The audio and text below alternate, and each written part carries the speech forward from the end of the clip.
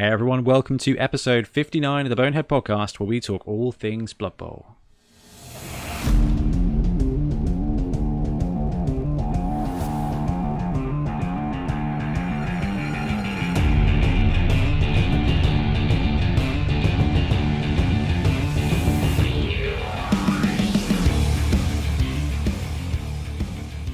Welcome back. I'm Ben, and once again, I'm joined by Blood Type Ben.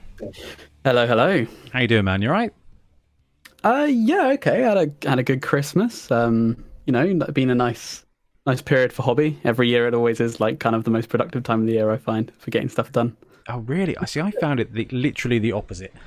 Really? Oh, yeah. Christmas. I don't know whether it's because of my job and everything. Like Christmas is just like you get 2 days off, but the 2 days off, you end up like cooking and spending time with the family, which is lovely, and that's the whole point of it. But it's like the least productive hobby time for me. Yeah, I guess I tend to gather up all my holiday and sort of like take it all at once then. So I usually have quite a long time off. A little bit less time this year, but even so, like, yeah, I think in terms of free time, it's been kind of like a lot more of it this year. That's good. That's what you want. That's the goal anyway. Yeah. So we'll come back into hobby in a second, but Ben, before we do that, what are we talking about on today's episode? Today we're going to be talking about getting started with BB 2020. We're going to be talking about some team power rankings and also the usual games and hobby. Yes, indeed. So, new year, new game. There's a whole bunch of people who are coming into Blood Bowl this year, obviously with a great expansion. The great new starter set, sorry. So, if you are new to Blood Bowl and this is your first time listening to the podcast, welcome. We like to support new players and we like to look at crazy rules. So, if you're quite casual about the game, you're going to love this, in theory. So, we're going to look at how you get started with Blood Bowl 2020. So, if you're an old school player coming back in, we can get you clued up. And if you are a new school player just starting out, we'll get you clued up as well. And then, we're going to go into the most competitive side of Blood Bowl. Now we've got the Blood Bowl 2020 game, and we've got the Teams of Legend from Games Workshop, and we've got the expanded teams from the NAF.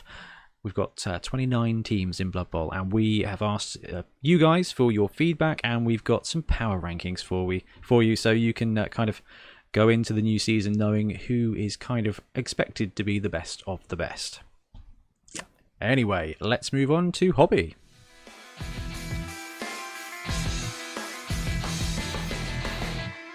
Okay, Ben, you started talking about it already. Take it away, man. You've had your sabbatical. What have you been working on? Yeah, well, just more ogres, like the AOS project, which I've sort of been working on for quite some time. Not that long, actually. It's only been about a month. That's the one you started on stream, isn't it? Yeah, I've done them on the last couple of streams we've done. It's really fun. I've pretty much finished the infantry in terms of painting. I've just got to do some add some rust pigment on a few of them. That's pretty much it, and then I base them all. And that's the infantry done, and then it's just like the heroes and the big things like the artillery and stuff. I've just been having a blast with it. Like, I can't remember if I said last time, but army painting is something that I've always been really bad at. Like, not really had the focus and commitment to it, and so it becomes something which you kind of buy a bit of, and then you sort of keep adding to it, and you never really finish it. That's every army ever, isn't it? Well, yeah, I mean, it is, but this is like something I've gone in with just like this is the army, this is 2,000 points. I'm just going to do them and not start anything new. Just go in, just get it done. And yeah, it's working. It's working. I think the motivation is still there. I'm still trying to keep the momentum because I think as soon as you stop, it becomes harder to get back on. But... Oh, that's definitely true. So I need to get some shots of yours actually to put on Whip Wednesday next week. Yeah, I'll take some. Yeah.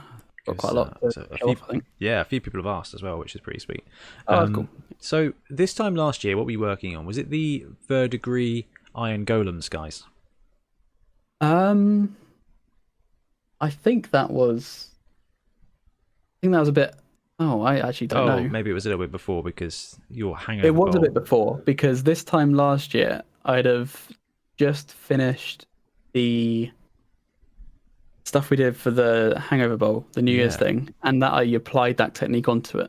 So I would have been doing, because I did like the Nurgle and Orcs, and I used that. Yeah, I used that on. Is that what you're talking about? Yeah, absolutely. So like this time last year, you were working through the verdigris stuff and using like some rust stuff, and now you've applied it to an entire army at the end of the year. It's just quite Sort cool of, yeah, it's not quite the same. It's not quite the same I've done a more of a shortcut one on this because that would take quite a long time to do that on an army. Hey, that's learning. Yeah. So that is like learning how to do it quicker and better is like bang on the money. Yeah. I like it. Right, question for you. Have you finished the nobles yet? Have I finished the nobles? Yeah. I still haven't done the ogre. Yeah. I do need to finish him, but like I said, I've kind of started this now and I don't want to stop. No, that's wicked. It's not like I can use them anyway, so there's no real rush. No, we've got at least 6 more weeks where we can't do anything like film or anything, so I've kind of... Yeah. I was working on the Necro team, and lockdown's hit, and it's kind of like, well, the pressure's off for a little while. I did get some of my guys started, the spiders something. Haven't quite figured out the name, but they're my Necro team with all the spiders on. I did well because of that. I spent some time and finished my nobility team and the Black Orc team. I got them all built, did some head swaps, did some hand swaps just to try and make them a little bit. I am. This is a really strange feeling, but I'm actually like, you know, the rage that befalls on everybody when it's like, I've got to buy 2 boxes of a team for extra positionals. Yes. I'm actually really sad that you kind of only need the 1 box for nobility. What? No, I'm not sad about that. That's amazing. What are you talking about? I am really sad. I built them all, and I'm like, oh, I really want to build more of these. Like, I just... you can get. There's nothing stopping you if that's the urge. If building more is the thing you want, there's nothing stopping you getting another box. But it's really good. I'm gonna have to figure out another reason to pick up a second one of these teams because they're awesome. Like, yeah, the Black Orcs I was smitten by when they landed, and building them was like absolutely fine, and they're all alternate heads, which is an absolute doddle. So you kind of build the team in no time. But with the nobility one, you kind of, I don't know, you don't get a lot of. You have to work at making some of the miniatures different, some of the miniatures individual. And I think because I started it, just kind of like, I didn't take as much opportunity to change some stuff as I should have done because I didn't want to stray too far away from the team. And I'm like, I wish there was like a 3rd and a 4th blitzer. Although, as far as the roster is concerned, I wish there was a 3rd and a 4th blitzer. But yeah, that's kind of so. Like, that would just be much better. But yeah, I don't know. I was just like, I built them now. Maybe I can pick up a second box to use for OWA. There you go. There we go. That's a pretty good idea. Yeah, Sorted. I think for my extra alignment, I've been using the humans and just printing off some like sort of feathery heads. I sort of found on Thingiverse, and I think that's a pretty good head swap because I want them to be the journeymen because I want them to look different. That's a good idea. Not quite as stylish. So aren't the humans a bit bigger than nobility though? They're a bit chunkier, yeah. Bit chunkier. But you know, the linemen are definitely not armor 7 anyway, so. Make too much difference. Yeah, it's fair enough. Or 8+, isn't it? I think this is going to be one of those teams where the nameplates are really, really, really important. Yeah, definitely. Although I've tried to differentiate because I actually love the blitzers, and when I think you and I are talking through the team and everything, like the actual blitzer, like the way they work, I'm really excited to see this team on the pitch. I'm really excited to see how they level. I can't wait. Yeah, I'm super hyped to run them as a team. So, I think they're gonna be a real challenge, but a really rewarding one. I think every sort of good play you make will be really well deserved. Yeah, they're kind of like Edge 3+ Khemri.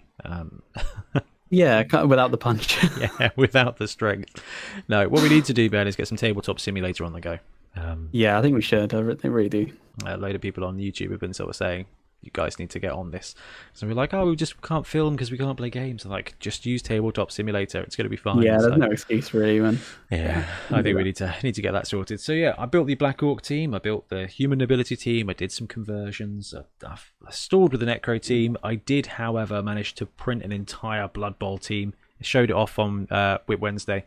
It is the Squirrel team, and it's just absolute bunch of squirrels and some cool treemen I found.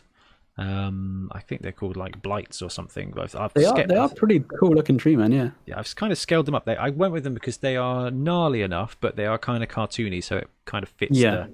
It fits the forest sort of element, like the cartoony element. And these squirrel STLs by a chap called Ronald Grant, and they're on my mini factory, and they're pretty wicked. I did I think what you suggested, Ben, which is do the mirror thing. So I've got at least 2 squirrels positions, and I've printed off a bunch of bases so that they're kind of ever so slightly angled, like differently. It's not enough to make differentiation, so I've begged him to make some more make some more squirrels. Just adjust them. Just drop the arm. Just move the arm. Just make it so that I can print off an entire squirrel team. Because yeah, Acorn's awesome. Strong armed them into a making a whole team. That's it. Like, come on, buddy, come on, you can do this. Like, I'll start a Kickstarter for you. It's fine. I think people want a squirrel team. It's out there. I think you want a squirrel team. I'm only doing it because there's like Eric Experbeard has made his own out of like random tiny squirrel miniatures and stuff. There is definitely a market of at least 7 to 9 people that would want that would want a squirrel team. I didn't think I was going to be one of them, but Tiff likes them, so I'm like, cunning plan here. Like these are your treemen, these are your squirrels. We can do this. Give them all acorn stats and she'd win. They're just snotlings. Give him all acorn stats. This is Frenzy. He has to block him as well. It'd be absolute carnage. It's been really good fun doing some of the tournament rosters though, and chucking acorn in there. Like, I think like Chaos Dwarves. When I did the Chaos Dwarf video, I was like, actually, you know what? Acorn works here because you are going to have guard spam. And having a cheeky 80k Frenzy Claw dude that's going to get those 2-die Frenzy blocks along the front line or whatever it is actually going to be awesome. Plus, he's got a 3+ rerollable Dauntless against most folks. Yeah, and I was like, wow, for 80k, he's like a weird little secret weapon. Yeah, I think he's fantastic. I think, I'm really looking forward to taking it in many teams.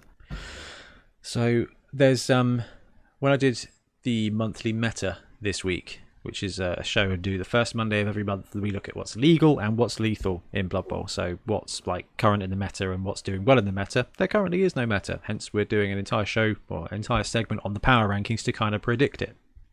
But I previewed 3 tournaments, and I think two of the three, basically Acorn wasn't legal. One of them did come back and actually in the comments was like clarified, because the rules were like only star players in the 2020 rulebook and the Spike 11 illegal. I was like, Acorn doesn't count. I was like, I don't understand why people don't like Acorn. Apparently, and I get this now, someone explained it, really well written answer, was like, this is to stop the whole Gracken Crumbleberry version 1 coming back.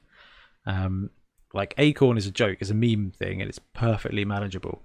But if they drop another, because when Gracken Crumbleberry landed, it was just massively OP. Right.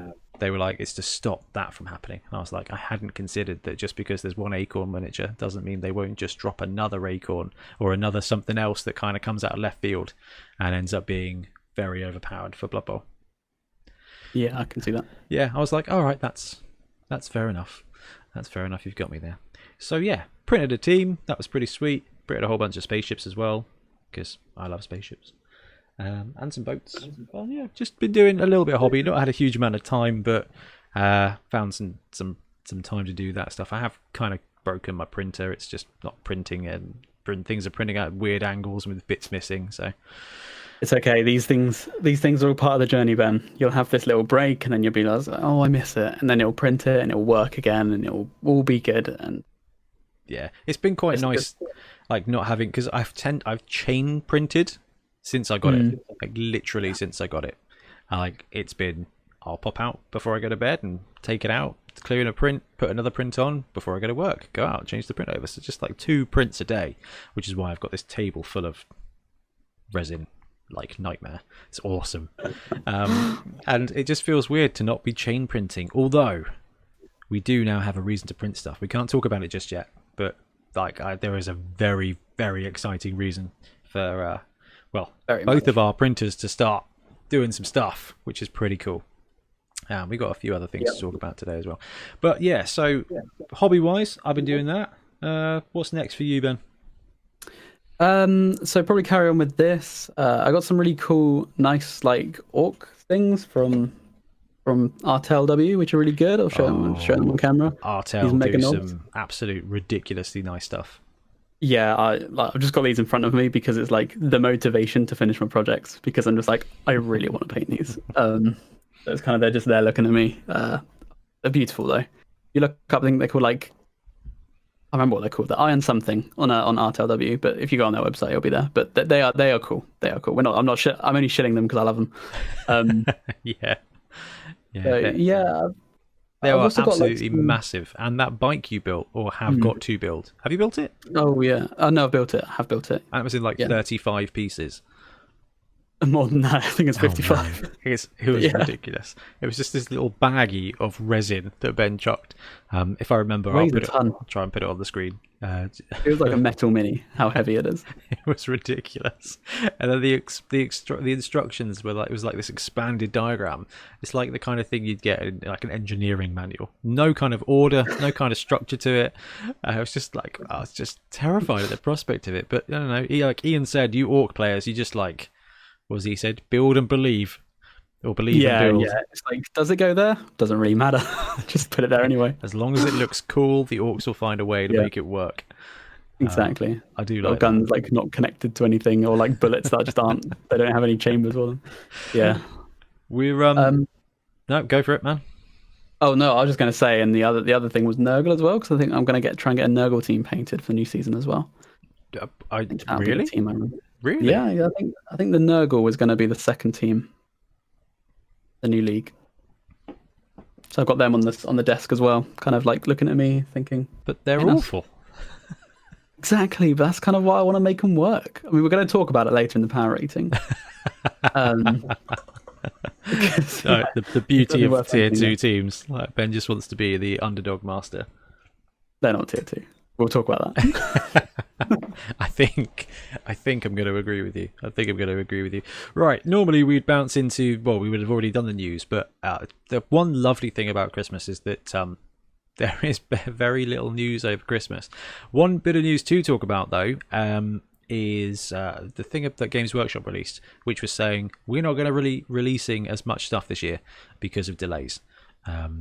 I can't remember how they worded it, but it was just like, what we're going to do is a kind of preview every other week instead of every week, so you won't have a release every other week. So kind of expected a slower first 6 months, to be honest with you, especially with Blood Bowl. We've seen the spoiler for Scroll. Yeah, we saw the spoiler for Scroll. That's pretty cool. I just can't see that landing, a couple of months. Maybe it'll land in February. I don't know. But it's just a star player. I don't think we're going to see a Blood Bowl team. I just don't think we're going to see a Blood Bowl team till like May this year from Games Workshop. We've had, I mean, to be fair, we've had like 3 in one go, which is pretty cool. We've had a fantastic run of it. We had OWA, Snotlings, the 2 box teams, and Necro all land basically during quite a serious lockdown. So like, there's not a lot of OWA games or Snotling games in BB16 have really been played. I played some Snotlings on Fumble. That's pretty sweet for 2016 rules anyway. So that's been quite entertaining. They are bad in 2016. They're significantly better in 2020, which I'm quite happy about, quite excited about. But they are still as close to tier 4 as you can get, I think. Yeah, so we do have a couple of things to talk about though before we move on to our first topic, and it's really just a kind of, I hate to do this, but the kind of like announcements of announcements. And I know that this is a very British government thing to do, but there is kind of a reason. So this podcast is coming out on Saturday the 9th, and you should also have some stuff coming out from us on Saturday the 9th and Sunday the 10th. We will be announcing, if it's not already out by now, then keep an eye out over this weekend, guys. We're going to be announcing a painting competition, a Fumble tournament, hopefully, and another like a rules/design competition. And we should be announcing them this weekend for kind of January time. Also, we'll be landing the short story PDF next week. There's a couple of people I have to just check. I emailed because I haven't heard back from before I kind of release it, and I'm off next week from work, so I'll have a couple of days to finish putting it together. So end of next week we'll have that out for you as well, which is pretty exciting. So and you guys have been brilliant and recommended that we do a load of different stuff when we put out those posts saying, hey, we're going to be stuck inside for 5-6 weeks, what do you guys want to do? And actually these 3 tick a lot of it off. But if you've got any other ideas of what you want us to do, like content-wise or anything like that, painting streams, hobby streams, they've recommended. I was like, don't worry, I'll mention that to Blood Tithe.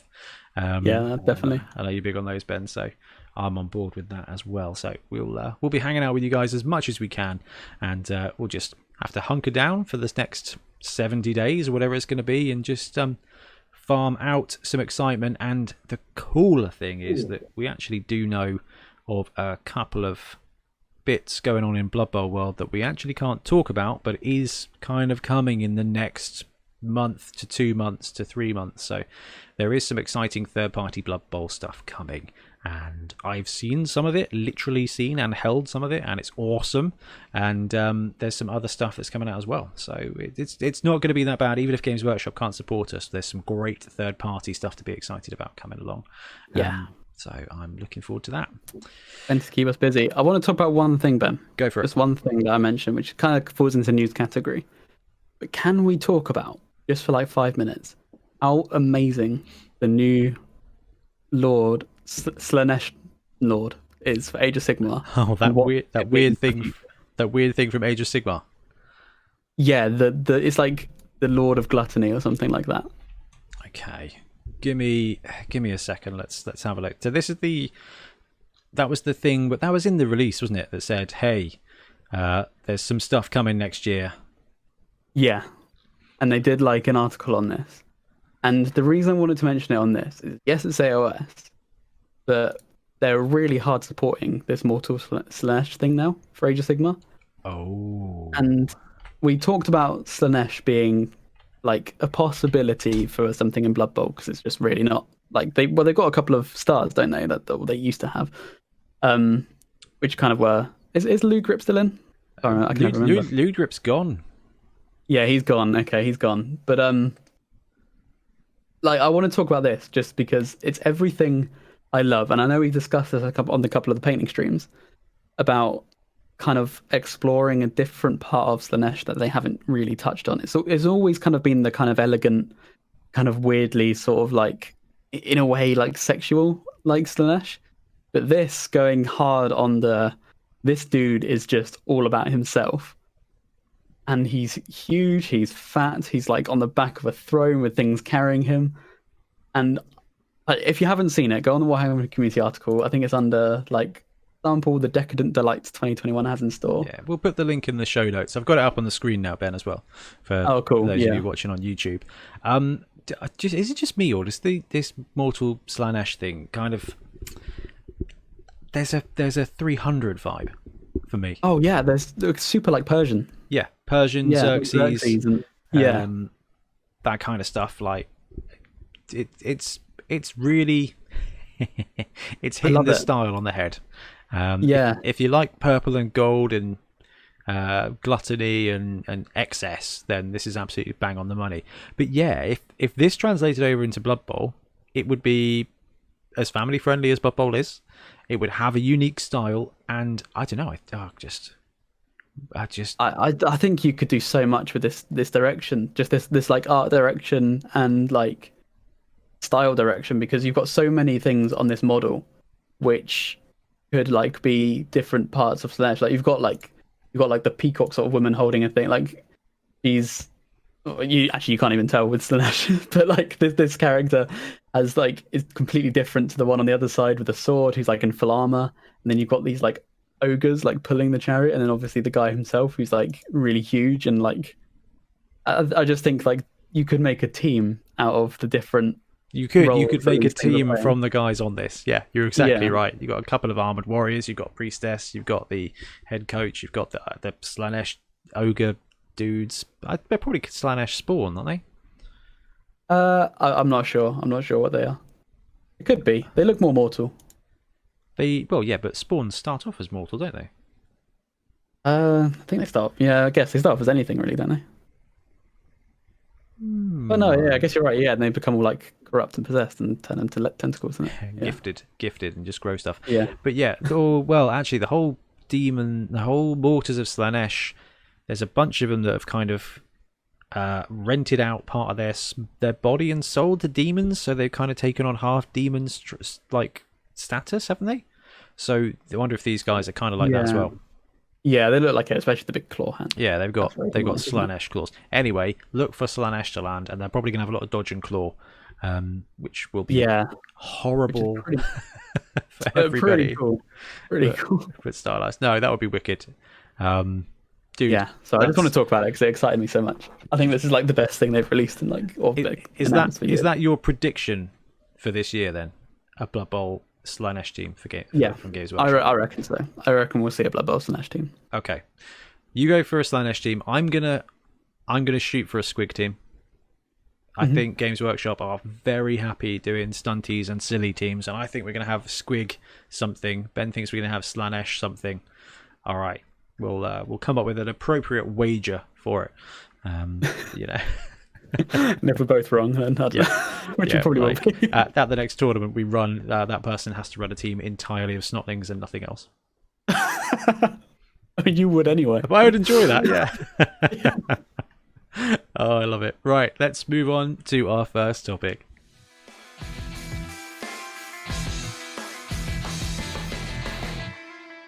Okay, so we're back. Our first topic for this episode, our first full topic, is going to be getting started with Blood Bowl 2020.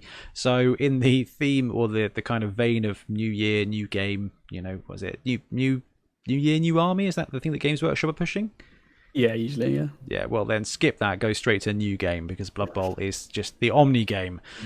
So Blood Bowl 2020 has landed and there's going to be players that are coming back into the game and there's going to be players who are seeing the game for new and are thinking, £26 for a team and that's everything I need to play the game? Sounds great. Or they've somehow got themselves hold of the second season box, or they're going to be doing it in January when it's re-released.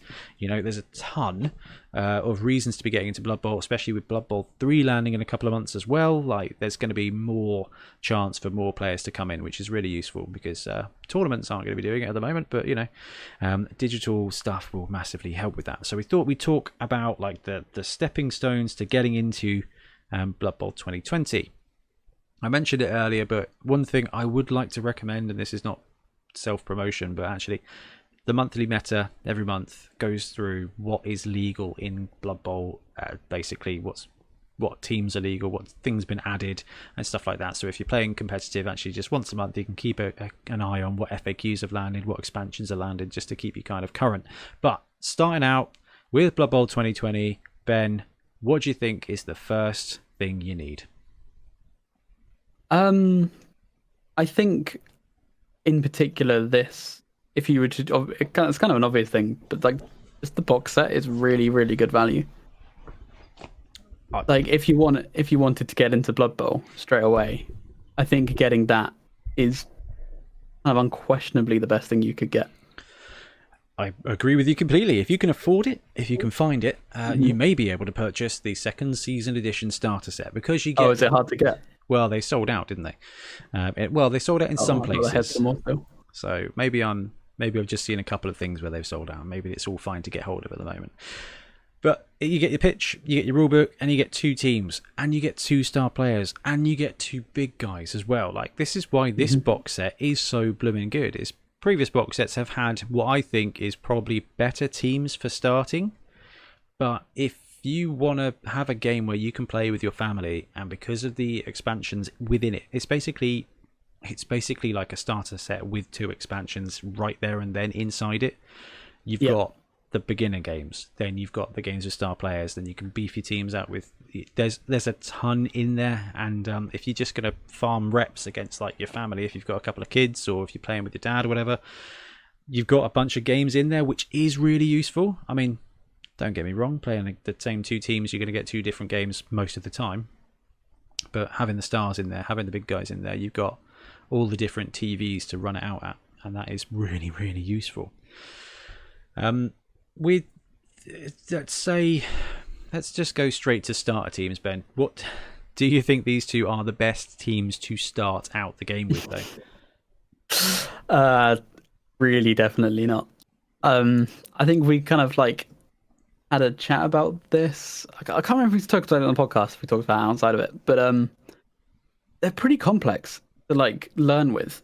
I think the Black Orcs are a little bit simpler than the nobility, but even so, there's kind of like there's quite a lot of weird skill interactions that will happen. There's not much missing, to be honest with you, with the starter set. You get stunty, you get throw teammate, you get big guys to do stuff with, you get some of the more complex skills, brawler, grab, fend, stand firm, like some of the stuff you don't normally see. I mean, but that could just be because we're like 2016 heads. You know, maybe if you're coming into BB 2020, you're just like, oh yeah, grab does this. Okay, fine. Fend does this. Okay. Yeah. Fine. Like maybe we're just like, ooh, no one ever used Fend. Like, what is this nonsense? But yeah, I think they are more advanced than I guess we're just used to when it comes to because starting humans out. and orcs, which has always been the traditional one, like they are pretty simple teams. You can build them complex, you can make them complex, but starting out, they're quite straightforward. Like you look at sort of human skills and orc skills, like in comparison to what they start with, and it's pretty straightforward. And they're There's quite not a mirrored as huge well. Yeah, exactly. Like, your orcs have blitz, your humans have blitzers, your orcs have blitzers, your humans have a throw, your orcs have a thrower. It is kind of interesting that they didn't rebox it with humans, orcs, and then just the big guy of each, and a sprue of goblins and a sprue of halflings for each team. See, I'm glad they didn't though, because I think this appeals a lot more to the existing player base, which they definitely know Hugely. exists. Like how they marketed it was very much also to the existing players. I think even more so than new players, because they had the things like the play testers talking about the differences to the old edition, which is definitely something kind of for the older players. Even though they didn't mention the rerolls, which I find absurd. Yeah, that's a huge change. But I think it's good that they're two new teams because like myself and you and everyone else who we know in the community who's picked one up has had now two brand new teams, which is really good with the rule book. The pitch they probably already had, but now it's a really. I still think this pitch is a really nice pitch. Is awesome. Yeah. Really good pitch, like two top sides. We talked about it last week on the last episode, didn't we? Both really clear sides, both different sides. It's awesome. Love the pitch, and it's got the full rulebook in it. So, like as far as starter sets go, this is like I think you're bang on, Ben. This is an absolutely superb place to start. Whether you are getting back into Blood Bowl, whether you are upgrading from old to new, or whether you are just starting out with the Blood Bowl game as it is. I think the only challenge is that it makes kind of like how to play videos and stuff like that way more complicated. And one thing I think is missing from the game is like a quick play, like, hey, here's the skills for quick play without Fend, without Grab, without Brawler, and just stuff like here's Strength, here's how this works. However, Games Workshop dropped some great videos on it. Yeah, but I think you could still do that. I think if you're teaching a new player, you could just use Black Orcs as like the big uns from the orc team or something, and then just regular humans, or like, do you know what I mean? Or maybe just use them as orcs, and then like just clash them as like a vanilla human lineman and orc lineman, just to teach the rules of the game. Maybe even ignore skills for like the first part. That's what I mean. Just the lineman. Well, I mean, because you've got goblins who are strength 2 and you've got black orcs who are strength 4. That will give you enough variety within the gameplay to understand the strength element of it. Then you've got, agility, and the Black Orcs have got worse agility, and the linemen have got worse agility. So it kind of that's probably a really good way of starting it out, and then you kind of introduce it. I don't know. And then you go into the interactions between Grab and Fend and Wrestle and like Brawler and stuff like that. Yeah. I mean, Grab is cool. Fend is interesting. I do like the way they are actually quite simple rules, but they allow you so much choice that you can get it right and you can get it wrong. So they've gone in at an entry level here with some very medium tier 2 teams where you make good choices, you will benefit. You make bad choices, you'll be penalised. And that's probably great for a box set that's landing during this kind of situation where there's not much opportunity to play outside of your own household.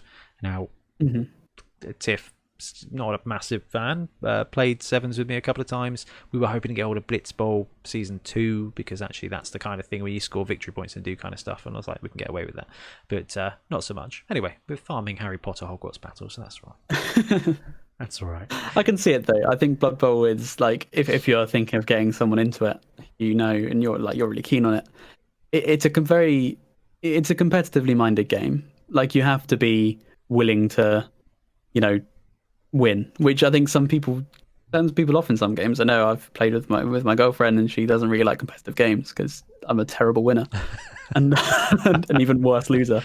And yet you're dedicated to running tier 2 and tier 3 teams in Blood Bowl. I mean, yeah, like, well, that's what I mean. Yeah, it's just, yeah, no, I don't know. All right, that's it. That's what happens, Ben. If a Slanesh team does not land, but a Squig team does, I'm going to make you go to a tournament and run a tier 1 team.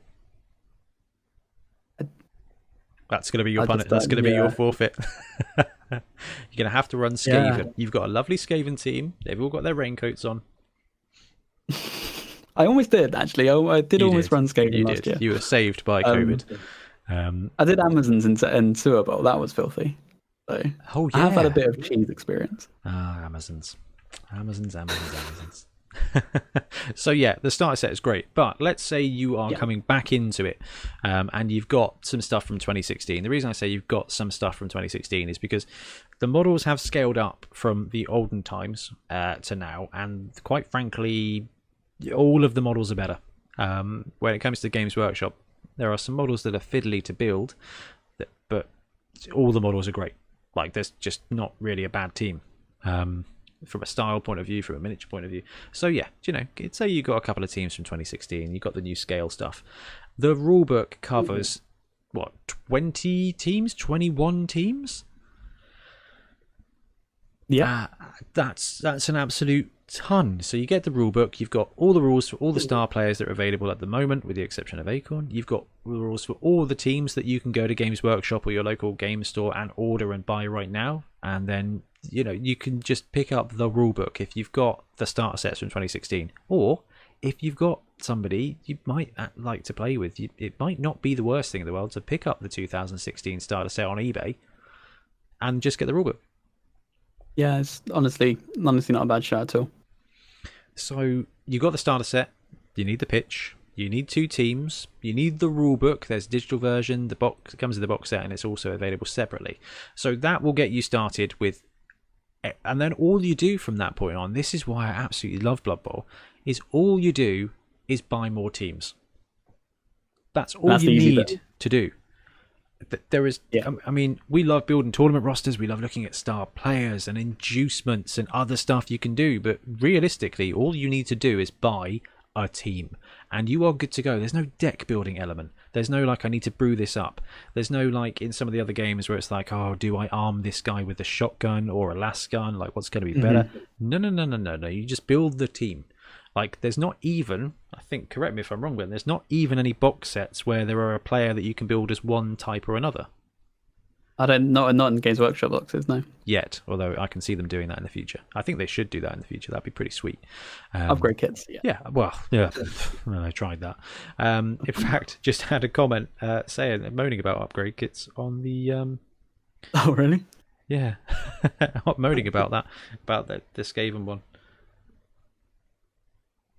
There's a Skaven upgrade kit? There was the expansion kit with the 4 guys, the 2 gutter runners, the thrower, and the blitzer. Oh, yeah. I mean, like, I think someone mentioned it. I can't remember where they mentioned it. Could have been on stream. Could have been on a questionnaire we had. It was like upgrade sprues for. You can buy like a unit of like clan rats or something, and then turn them into Blood Bowl pairs. Like have shoulder pads and yeah, helmets. they did suggest that. That's sweet.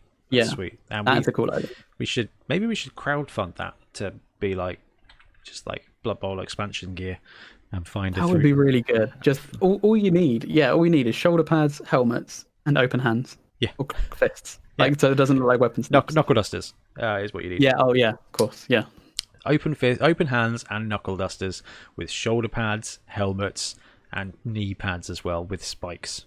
I don't know. Maybe we should find a digital artist to just like be like, hey, really good idea. Yeah, let's do this.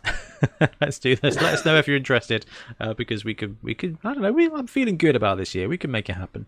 We're doing stuff this year. We're going to do stuff this year. We could do that. So that's all you need. Is just a team, the rulebook, a pitch, and a victim. That's everything you need. Now, everything else is kind of surplus, and this is where it can get a bit scary, and this is why I think it's really worth us having this chat through, Ben, because there are expansions in White Dwarf. Well, one expansion in a White Dwarf. There's the Spike 11 that's come out. There's the card pack, and there's the team card pack for Dwarfs and for Skaven, and there's the Team of Legend PDF, and there is the NAF PDF as well, which is mega optional, but really good fun, so definitely pay attention to that. And all of these expansions... You don't need, and if you're playing with friends, stick with the rulebook. Like, stick with the rulebook until you're ready. If you've got a league, you'll have people there that can you can work with to figure out the rules, to figure out the expansion teams, or who can introduce you to them, because that's how Blood Bowl leagues work. I mean, Ben, you landed, and I think BB16 was actually far worse organized than Blood Bowl 2020 is at the moment, like to get into. Yeah.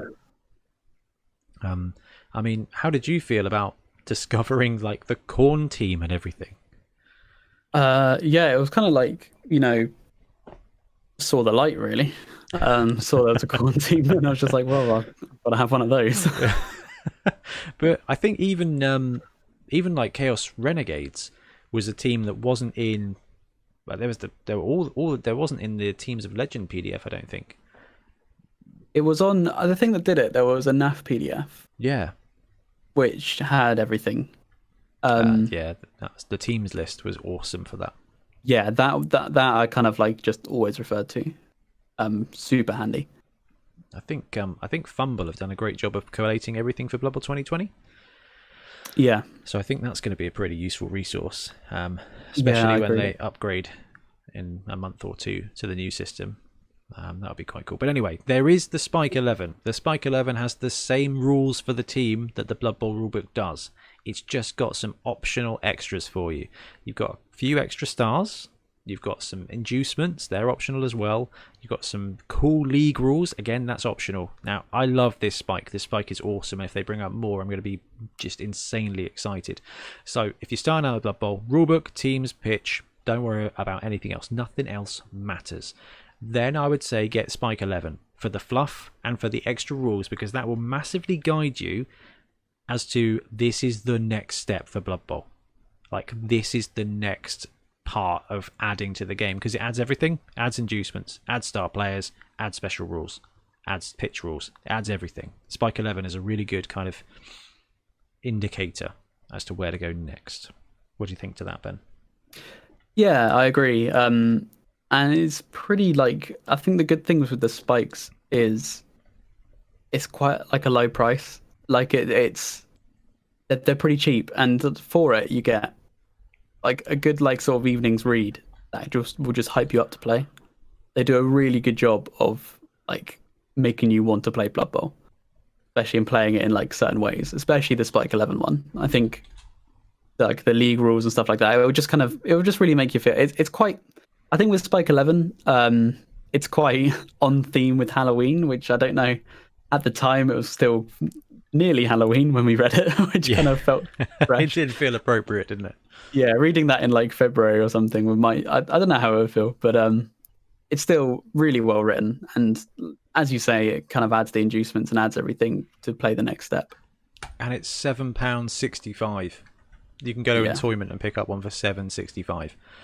Like, what was it? Tiff picked up a magazine that was like, it was a Christmas card. Like, it was like a make your own Christmas cards. And she was like, that'll be nice to do for an afternoon. And it cost me £12. Spike magazine is just so much better and much cheaper than a rubbish card magazine. We cannot judge about like hobby spending. That's nothing. Like Games Workshop spending. So let's not judge. Let's not throw shade, because we are worse than that. Much shade. It was £12. No, we've established £12 is the I can just drop that money on Games Workshop like speak. So that's. I don't know. I think it's gone up to £15 now, but £8 for a Spike magazine is an absolute no-brainer. The fluff is great, the rules stuff is great. So, and you just chill out and read it, and like I think you said, Ben, it will inspire you to play, which may be dangerous currently, but I don't know. That sums up Blood Bowl for me. So you got the rulebook, you got the starter set, you've got your gear. Then you go Spike 11. There's a whole bunch of stuff you don't need to care about that we're going to talk through anyway. So, Teams of Legend PDF from Games Workshop. This is an official document that's got 6 more teams in it. It's got the Amazons, which are it's got the Amazons and the Norse. So the Norse are Viking people. They've got a cool Yeti, and they've got some werewolf dudes that are absolutely hench. The whole team's got block. There is a female version of it called the Amazon team. Instead of having block, they've got dodge, and nothing fun at all in their team. There's no big guy. There's no special. It's just people with dodge and a slightly different skill. I don't like Amazons, but that's okay. Lots of people do, and they are very good. Then there is the Tomb Kings, which is another undead style team, which is basically Egyptian skeletons. They've got some big dudes. There's 4 strength 5 guys. Everybody's got rubbish agility. but it's quite cool. It's like a tier 2 challenge, like Ben said. And you got the High Elves, which are basically elf team with no flavour, which makes me very sad because High Elves actually do have a ton of flavour. It's just they forgot that when writing this team's rules. Ben loves the High Elf You're team. shady today, Ben. Yeah. Oh, they were just so close. They were just so close. Like, oh, give me proper High Elves. Give me proper High Elves with like High Elf stuff going on. Lothern Seaguard. Oh yeah, man, a Lothern Seaguard list would be sweet. And they do need to bring back Sea Elves at some point because Eldril exists and he's a Sea Elf. So it's going to be interesting to see if they ever bring back Sea Elves. Ideneth Deepkin, Ben? You could do it. Yeah, you could do it. It would definitely trigger some people who hate the idea of AOS getting into Blood Bowl in any way, shape or form.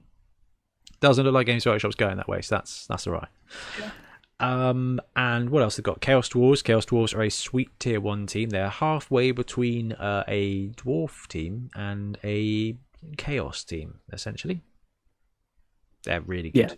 They're really good. Chaos Dwarves are really top. Then you got the Vampire team, and the Vampire team got done dirty, shall we say. They fell afoul of all of the rule changes and got worse in every single way. So if you want to look at a bunch of teams that are interesting, once you've got the core gear, you can have a look at that roster. If you're ever going to go to a tournament, if you're going to play in a league, these teams are going to be kicking around because they are classics of old and they are slowly getting reproduced. So the teams of Legend PDF, they did the same thing for 2016, and we've got like 8 of those teams now. Like I think even Lizardmen, Ogres, Halfling, they're all in the teams of Legend PDF. We've got the miniatures now. They've been sort of retconned for 2020. So I think over time we'll see these teams land and get upgraded as well, which is pretty sweet. So those are all of the Games Workshop official teams. There are also the expanded teams. So the 2 that the NAF landed, which is the Slan team, which is legitimately a team of space frogs, which is interesting, and the Khorne team, which has got the Bloodthirster and some demons, and it's all about frenzy. So Slan are all about leap, Khorne are all about frenzy. Yep. Frogs and frenzy. If you wanna hurt your own team, Khorne is the one to play. I don't know, man. Slan are right there with it. It's actually it's a really like it's quite amusing that the NAF teams are just like will just destroy themselves. And that's really fun to do. You're either going to punch yourself or like break your ankles. Yeah, it's going to be carnage one way or another. But I'm glad they're still kicking around with some sort of suggested rules because they're unique playstyles. Frenzy heavy team is wicked. Bloodthirster is amazing. Ben, you've got an absolutely ridiculously nice team. The Grebo Bloodshed team? Yeah, it is a good team. It's a nice team. I love that. Definitely one of my favourite miniature teams out there. And the Slan team, I love it. It's just really unique. It's not very good. It can be great. It's like Goblins but better. Like Goblin teams, they kind of, if you run in hot dice, they are unstoppable. Slan are the same. If you roll like all the 4+ in the world, it's going to be great. You cannot be stopped. It's wicked. It's great fun. And it's quite cool to have this around. And then last but not least, you've got Acorn in the White Dwarf 258, 259, not sure which one it landed in. You can get it digitally, so it's always there for you. Which one was it? 458. It's 458, there you go. You can go buy that digitally. So if you can't get hold of it and you want to have the official rules for Acorn 258, go pick it up on Warhammer Digital. In fact, you can get the Spike magazine on Warhammer Digital as well. I did both because I couldn't remember where I put my Spike 11 and needed it for the show. And you know what? You can't lose a PDF. It's fantastic. Very true. Then there are the cards, and the cards are in the rulebook, but if you don't have them, you don't need to use them. You're not missing out. So there's the special play pack that has all the special play cards in. You can buy them as an inducement. Some of them are great, some of them are garbage, and that is kind of how the cards were last season as well, Ben? Yeah, pretty much spot on. So you don't need them, but they're there. And then there's the Dwarf pack and the Skaven pack. Now these have got the stats for the teams, and they've got some special play cards that are just for those guys. So that's kind of an expansion that is really up to you if you have. Special plays are good. Dwarf team, Skaven team packs will be okay. You won't need them from a stat point of view, but more special play cards if you like the special play cards. And if you are playing at home with a limited environment, then special plays will add a lot. But you don't need it at all, and you probably won't see it in a competitive function, whether it's at a league or a tournament either. Yeah, we don't we don't use them much in our league. Yeah, like you say, if you're against the regular opponent, definitely can add variety between games. It will add a load of variety if you do it as like a free roll, but they can be so swingy that it's fun if the game doesn't. If you're living just for the story, then they're awesome. If you are living for the competitive element of it, like Ben said at the beginning, then it's going to add an element that's going to make you feel uncomfortable, I think, which is, I think, apt. Probably something you can wait till later once you've sort of found your feet in the game. Then you can maybe think, yeah, maybe I'll pick those up. Yeah, definitely. I think you're right there, Ben. I think if we're worried about grab, offend, and stunty players, then the cards are going to make things even harder for you. It's the first pack I think I bought was the special play one, and I was actually quite impressed with it. Oh, I've got it here. There we go. I mean, there's no doubt, like, they are, if you like hobby gadgets or like things kind of for your game that not directly your game, I know I love stuff like that, like trinkets and things. They are really nice quality. Like, they make really nice cards, and like if they make you happy, yeah. If you want to buy something for Blood Bowl and you only want to buy things from Games Workshop and you've bought everything from Games Workshop, then buy a card back. It'll be a good fun half an hour read. Or you can watch the unboxing we did of the special plays where we read through all of the cards and paint at the same time. 2 for 1, baby. We're looking at value. Value plays. I've had a lot of caffeine today. Yeah. It makes me bitter and energetic. Working from home is not good for caffeine. All the caffeine today. It's been fantastic. I'm almost energy. It's sweet. So, Ben, any other advice for like what you need and what's occurring when you get into Blood Bowl 2020? Yeah, so we did mention the spending thing, and that is definitely probably the biggest hurdle for someone new. Like, if you're listening to this and you are listening to this because you want to start Blood Bowl and you're not really sure and you don't really want to spend too much, I think Blood Bowl is probably, in terms of Games Workshop games, I'd go ahead and say the cheapest one to get into, because all the things we've listed, if you've already got someone who you want to play with, like a friend of yours in a club or a friend of yours already involved in the game, that's the best situation you can possibly be in, because then you can just get one team that you want and you can take it. Like, when I joined, I got a Goblin team and joined and could play with everyone just from one box.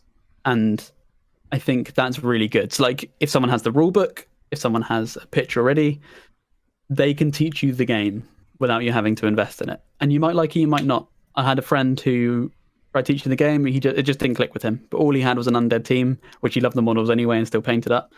And that's all it cost. And I think, that's a really nice place to be for a tabletop game, because the money can be really daunting. Oh man, looking at like building an AOS team, AOS army, it is hundreds. And effort, like it's much effort. And the thing is with Blood Bowl, if your whole team gets nerfed somehow, and you don't ever want to run it again, you've lost £25. In like a big style wargaming thing, you can have units and armies that just get nerfed, and it's all that time and effort. Like, if one unit gets nerfed in AOS, you're like, oh, it's just one unit, except you had 2 to 3 of those units. Imagine like half of your Blood Bowl collection was just like, yeah, we can't use this anymore, like it's gone. Like, it's just no. It's crushing. I think the worst thing is about Blood Bowl is there's just well, maybe I'll get this team as well. Yeah. And like, I love that. From a collector's aspect, it's such a good game. You've got so many teams that there are lots of people out there who have painted one of every team, and hats off. I am not one of those people. Yeah, I've bought one of every team at least, and they're somewhere scattered around this room and my storage locker. It's so fun to collect them because it is just like another unit. It's a really low opportunity cost. Well, relatively. But I mean, as far as gaming, and I mean literally gaming, like, I mean, DLC for most games is, I mean, how much would like a Warhammer Total War DLC for an army, how much is that kind of thing then?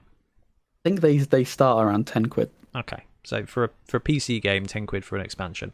For a tabletop game, is £25 for expansion, and you've already got the rules in the rulebook. And it's kind of like, that's the really dangerous element, and that's the first bit, because you'll end up with 5 or 6 Games Workshop teams just because they're reasonably cheap, and you can pick one up every other month without having much financial risk, and just actually it's a cool little hobby project. And that's where they get started. So this is all the Games Workshop stuff. Then you go outside Games Workshop and you look at all the things that you can buy for Blood Bowl, and there are a ton of absolutely sweet third-party teams, third-party big guys, just so much. And the great thing about Blood Bowl is, unless you are playing at Warhammer World, nowhere else they really let you play Blood Bowl in Warhammer Land, because they're all focused on the bigger games, which is fine. You're playing in a local league. If you want to track down an ogre miniature that you really like to use as your ogre, if you want to use a team of squirrels as snotlings, as long as you kind of make it clear what stuff is, you can run riot. Like, there's so much, and most teams have a couple of things you can tweak with them. Oh, I totally agree. Like, again, if you're coming to Blood Bowl from Warhammer, like you play 40k, you play Age of Sigmar, you might play like Necromunda, stuff like that. This was the biggest sort of nice surprise I had with Blood Bowl, was just how chill everyone is about, like, you don't have to use Games Workshop stuff. It's their game, and they make a great game, and their miniatures are absolutely A tier, but you don't have to. And pretty much 90% of places will be totally fine, whatever you use, as long as it's sensible. Yeah, massively. And that's the thing, is that's why you could potentially end up with several teams of a certain team, just because you're like, I picked up my Fanath dwarf team, and I've got my Games Workshop dwarf team, and I'm probably going to end up with another dwarf team when someone else releases some miniatures that I like. Because you buy a team, it's the same as buying a unit for another war game. And and I know that's dangerous and like entirely enabling. It's just really fun. It's often better. I like the Blood Bowl teams. The price per miniature is usually less than a unit. Like, it's like 25 quid for around 12 to 14 guys. That's pretty good. It's awesome. In terms of like Games Workshop unit speak. Third parties can be more, they can be less. They do vary. There's sometimes metal, sometimes resin, sometimes digital. If you've got access to a 3D printer, if you're new to like tabletop hobby, you might not have one of those. But I mean, yeah, it's the variety is there. Like my Nurgle team, I've got the Nurgle team from Grebo Games. Oh, right, that's why you want to run Nurgle. I get it. Yeah. All right, Games Workshop, the great Nurgle team. I love the G-Dub Nurgle team. I think it's wicked. Yeah. I just wanted to be different, and I prefer the aesthetic of these. I think they look more brutal. They also offer, you get 4 different Pestigors in here, whereas the Games Workshop you get 1, which you kind of often might want 4 in a Nurgle team. You need to have. So you use kind of like the same sculpt. That's usually where the Games Workshop teams fall back on, is half your players will be the same. So as in you get 2 duplicate sprues. So sometimes more. And you're right, Ben. So the Games Workshop teams are lovely, but in a human team where you need 4 blitzers, all those blitzers look exactly the same. And unless you're creative and kit bash and stuff, but again, that's a different skill as well. So yeah, that's another next level thing. And this is the really I think this is the same with every kind of hobby, whether you play golf or tennis or PC gaming or whatever.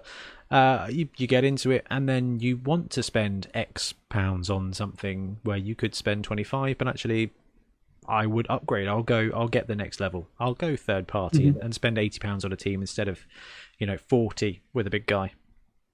And you can do it, and it's just, you kind of personalize your own hobby that way. And there's just unlimited options almost when it comes to Blood Bowl, because you only need 11 guys on the pitch. So it's a skirmish warband, and all of these skirmish warbands operate differently, generally speaking, and have little add-ons and things. Some cross over, some don't.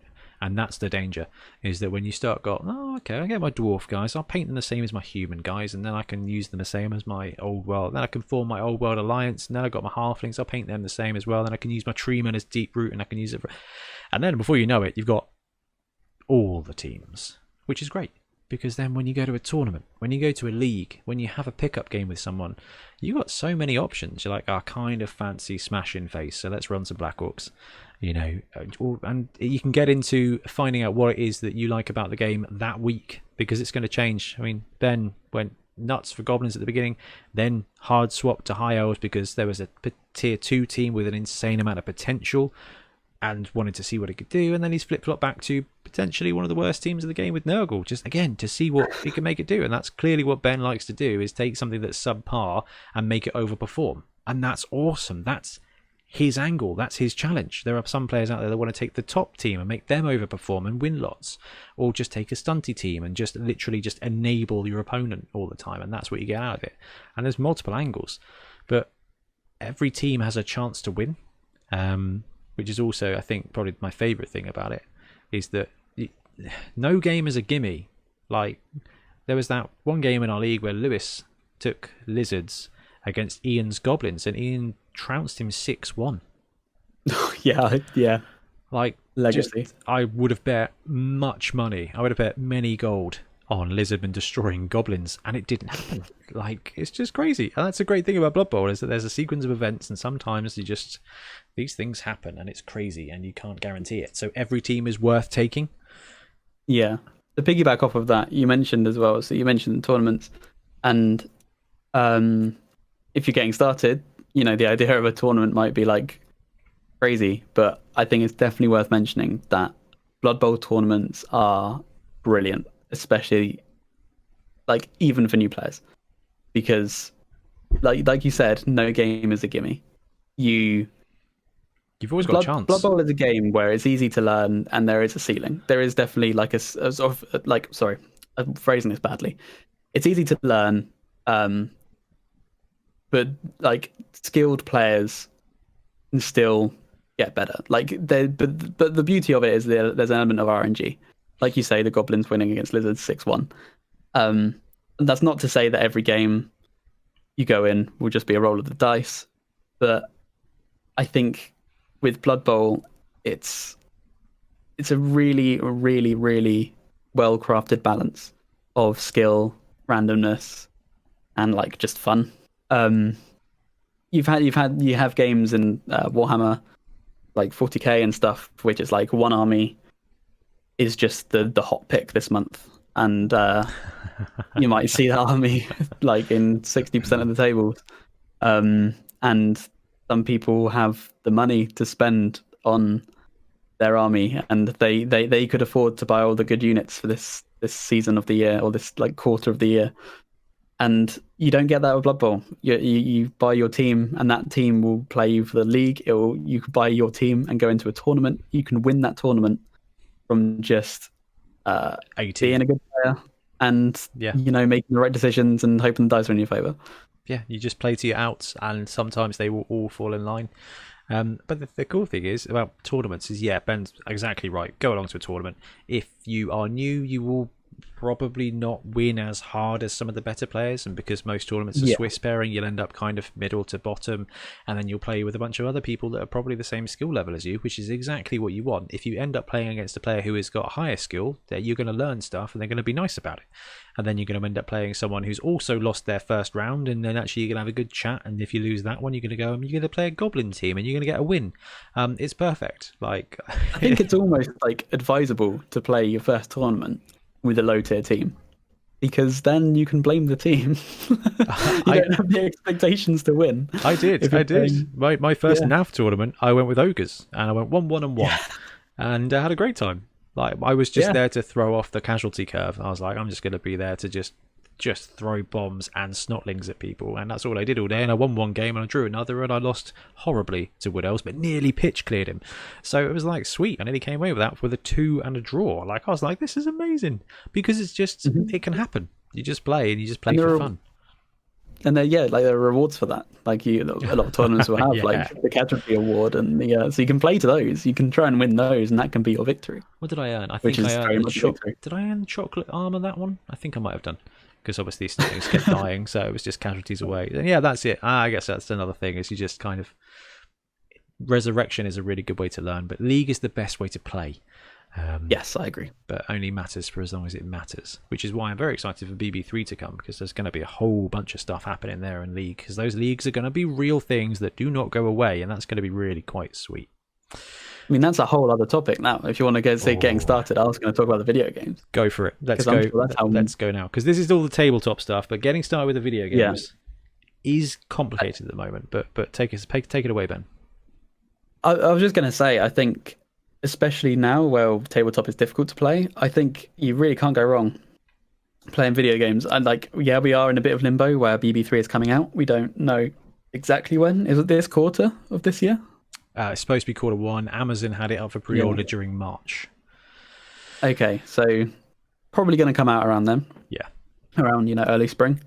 But you can probably still grab BB2. It's often on sale on Steam. And it's still really active. In fact, BB20 has driven BB2, I think, to be more popular, which is probably great for Cyanide, because they're about to drop that and pick up another game, and there's going to be people who are still playing on BB2, and then everybody else who also picks up BB3. So that's good. They've done a good job. It's a great game. So. I'd say the only thing to bear in mind, though, if you are kind of picking up a game to learn in preparation for a tabletop, bear in mind the BB2 rules will be slightly different. And in some cases, they'll be quite a lot different. But we've got a couple of podcasts and videos dedicated to that. But yeah, Ben, you're exactly right. The core rules of what Blood Bowl is not massively different in Blood Bowl 2 to Blood Bowl 2020. There's just nuances that change. So yeah, if you want to get started with Blood Bowl 2020, there are great videos to teach you how to play from Games Workshop themselves. We were going to do a series, but then GW dropped theirs, and it was like, there's really no point. Games Workshop have got it. If you want to see a couple of games being played, we've got a couple of games on our YouTube channel. Go watch those. We won't get it entirely wrong, but it's tabletop. Everybody makes mistakes. You learn from it. But if you just want to get started with the feeling of Blood Bowl and the general mistakes and just playing things and blocking and guarding and learning and scoring touchdowns, get BB2. He'll teach you the majority of the game.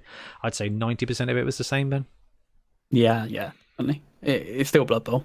The game, the core game and the essence of the game is very much the same.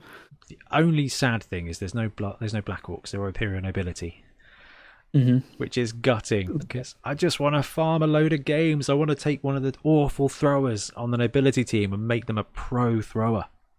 That is my goal for the league. Is it really? To make those throwers shine. Yeah, cool. I just really want them to do well. When we do Wobble 6, when we can finally do it again, there's going to be an underrated thrower award. So for every completion you get with anybody, they're going to get points that are basically reverse to their stat.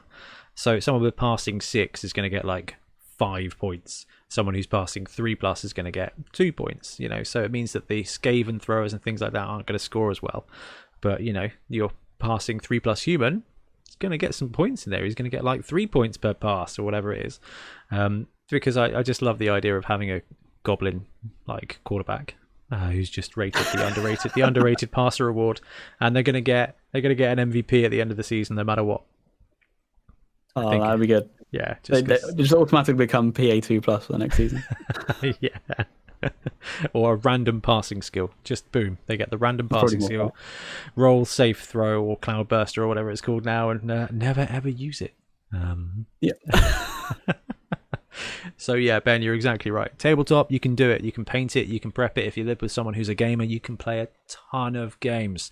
But if you don't have that, you can get it, you can paint it, but play Blood Bowl 2 for the time being.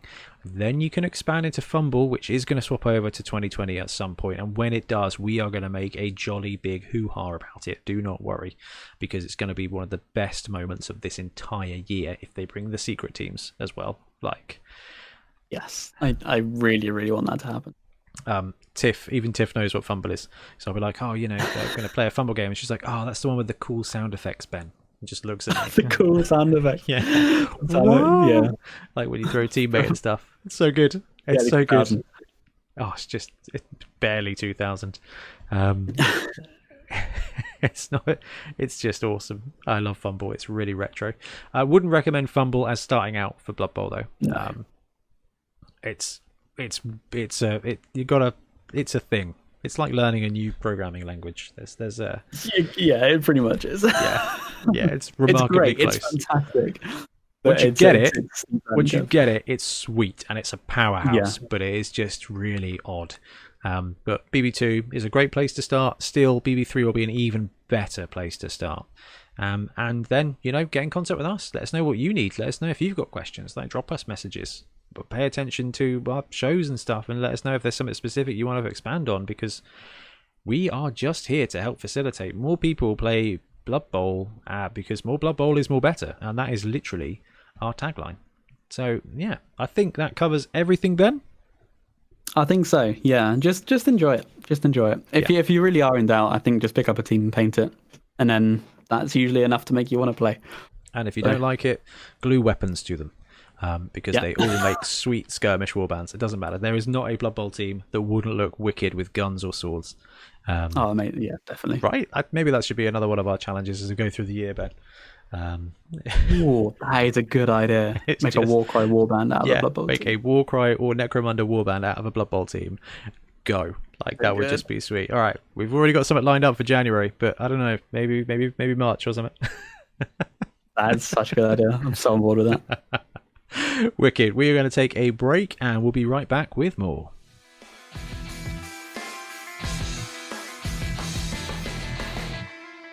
And we are back. So we have got all the teams in Blood Bowl available now. We talked about it a moment ago. I've even written here, we've got all the teams now, even Frogs and Frenzy. We're going to quickly talk through them and rank them. So all 29 teams. We also popped out a Google form to say, hey, what are your top 5 teams? Really to just guide us on how you guys are ranking them. And we've had over 100 responses now, which is pretty sweet in a short window of time. So thank you so much for that. Definitely something that we'll do regularly, I think, just to gauge the community and gauge how people are finding things, as well as tournament results, because I love data. We can check to see what you guys have said too. Okay, so what we're going to do is we're going to look at the bottom tier teams, then we're going to look at the middle, then we're going to look at the top 10. I've basically brewed up my own power ranking. Ben's going to judge me grievously for it as we go through it step by step, and then we'll look at the top 10 and compare what we think to what you guys have said. And power rankings is difficult because obviously some teams are better at low team value, some teams are better at high team value, but this is kind of like a general catch-all, and I'm thinking between 1,000 TV and 1,200 TV, early on in the league, or a low TV tournament, like that kind of stuff. Not at 1,500, not at a 2-year league team build, because Nurgle will be boss at that end. We're talking you start playing Blood Bowl, and for the first 6 months of Blood Bowl, whether you're running at a tournament or in your league, how strong is the team? Does that sound about right, Ben? Mm-hmm. Okay. Yeah. Right then. Let me adjust the invisibility shield and we'll fade in the bottom 10 teams. So, number 30 on my ranking, I have put tier 4 teams. That is entirely foreshadowing, and is kind of based around something we chatted about the podcast last time or the time before. Can't remember. We kind of talked about what a tier 4 team would actually look like, and they would fit on this roster underneath Snotlings, which Snotlings I've got at 29, and then Halflings at 28, with Ogres above them and Goblins above them. So that's all the stunty team at the bottom. 25 I've got Nurgle, and 24 I've got Vampires. I feel like those are the worst teams in Blood Bowl. Like, as a chunk, I feel like those are the ones that are just struggle. Ben, I feel like you got stuff to say. Slam down my opinion? Yeah, I'm going to smack down your opinion. Let's say you're chat. wrong. So actually, okay, the first 4 were the same, up to Goblins. I put Nurgle and Vampires below Goblins. Interesting. I genuinely thought about it for quite a long time, but then I thought, actually, the fail case of a Nurgle team is actually still better than a Goblin team. You don't have any exciting stuff to do on Nurgle, but everybody is either higher strength, or actually everyone is higher strength, and you've got the majority of the team has got exactly the same agility. Yes, to an I don't know. I think goblins are at a point now with all the stuff that was added over the course of the goblins' existence, like stuff talking like the Doom Diver, that kind of stuff. Yep. Probably not the hooligan. I don't know. The Is it hooligan the got hooligan? good. Hooligan got good in 2020. Oh, what did he change for the hooligan? It just got less pointless and rubbish. Now he's a dirty player goblin with disturbing presence, essentially. Oh, It's well, that's really pretty good. sweet. It's really sweet. Yeah, even more good things. Yeah, the Doom Diver did take a bit of a hit, but I still think it's great. Um, I think I don't know. I've just found goblins to actually be pretty good. Like they do what you expect. Yeah, they get smacked around, but they're still cheap. But you still get half price bribes. You can still foul everything. Chainsaws are still chainsaws and amazing. It's easier to get past on. Well, it's not easy to get past on a bomber. In a tournament, it's easy to get past on a bomber. But it always was. Yeah, it's if you can level up your bomber. But I don't know. I just find goblins to be more reliable than I think the really frustrating grind an early game Nurgle team will be. That is a very fair shout. I think there's also one massive tweak to goblins is that goblins are now a Blood Bowl team as opposed to a canvas for you to paint 2-star players on. Because you've lost the cheap star players, and they used to be like, I'm going to take no goblins basically just so I can farm the star player points and run Scrapper and Nobbler. And that's gone now. And now what you're left with is a bunch of movement 6, strength 2, agility 3+, stunty, dodge, right stuff guys with armor 8+. You can now take hack phlegm, right? There's some dirty combos. There's some very dirty combos there for tournaments. But for a league, you position a Nurgle team versus a Goblin team. I think it's going to be real close. But I think Nurgle are going to win that more often than not. One TV, 1 mil. Yeah. I do. I will have to try this. We'll have to try it. I really think the goblins will take it. I think goblins are just straight up. Goblins play at 1 mil like they play at 1400. That's very fair, actually. But yeah, I don't know. In late game league, Nurgle does become a bit of a powerhouse, I think. So I do think they overtake him there. So I think that should be factored in with the power rating. But yeah, I think also they're better than vampires. I think goblins. All your players on a goblin team, including the trolls. If there's a goblin next to it, it's still better than vampire.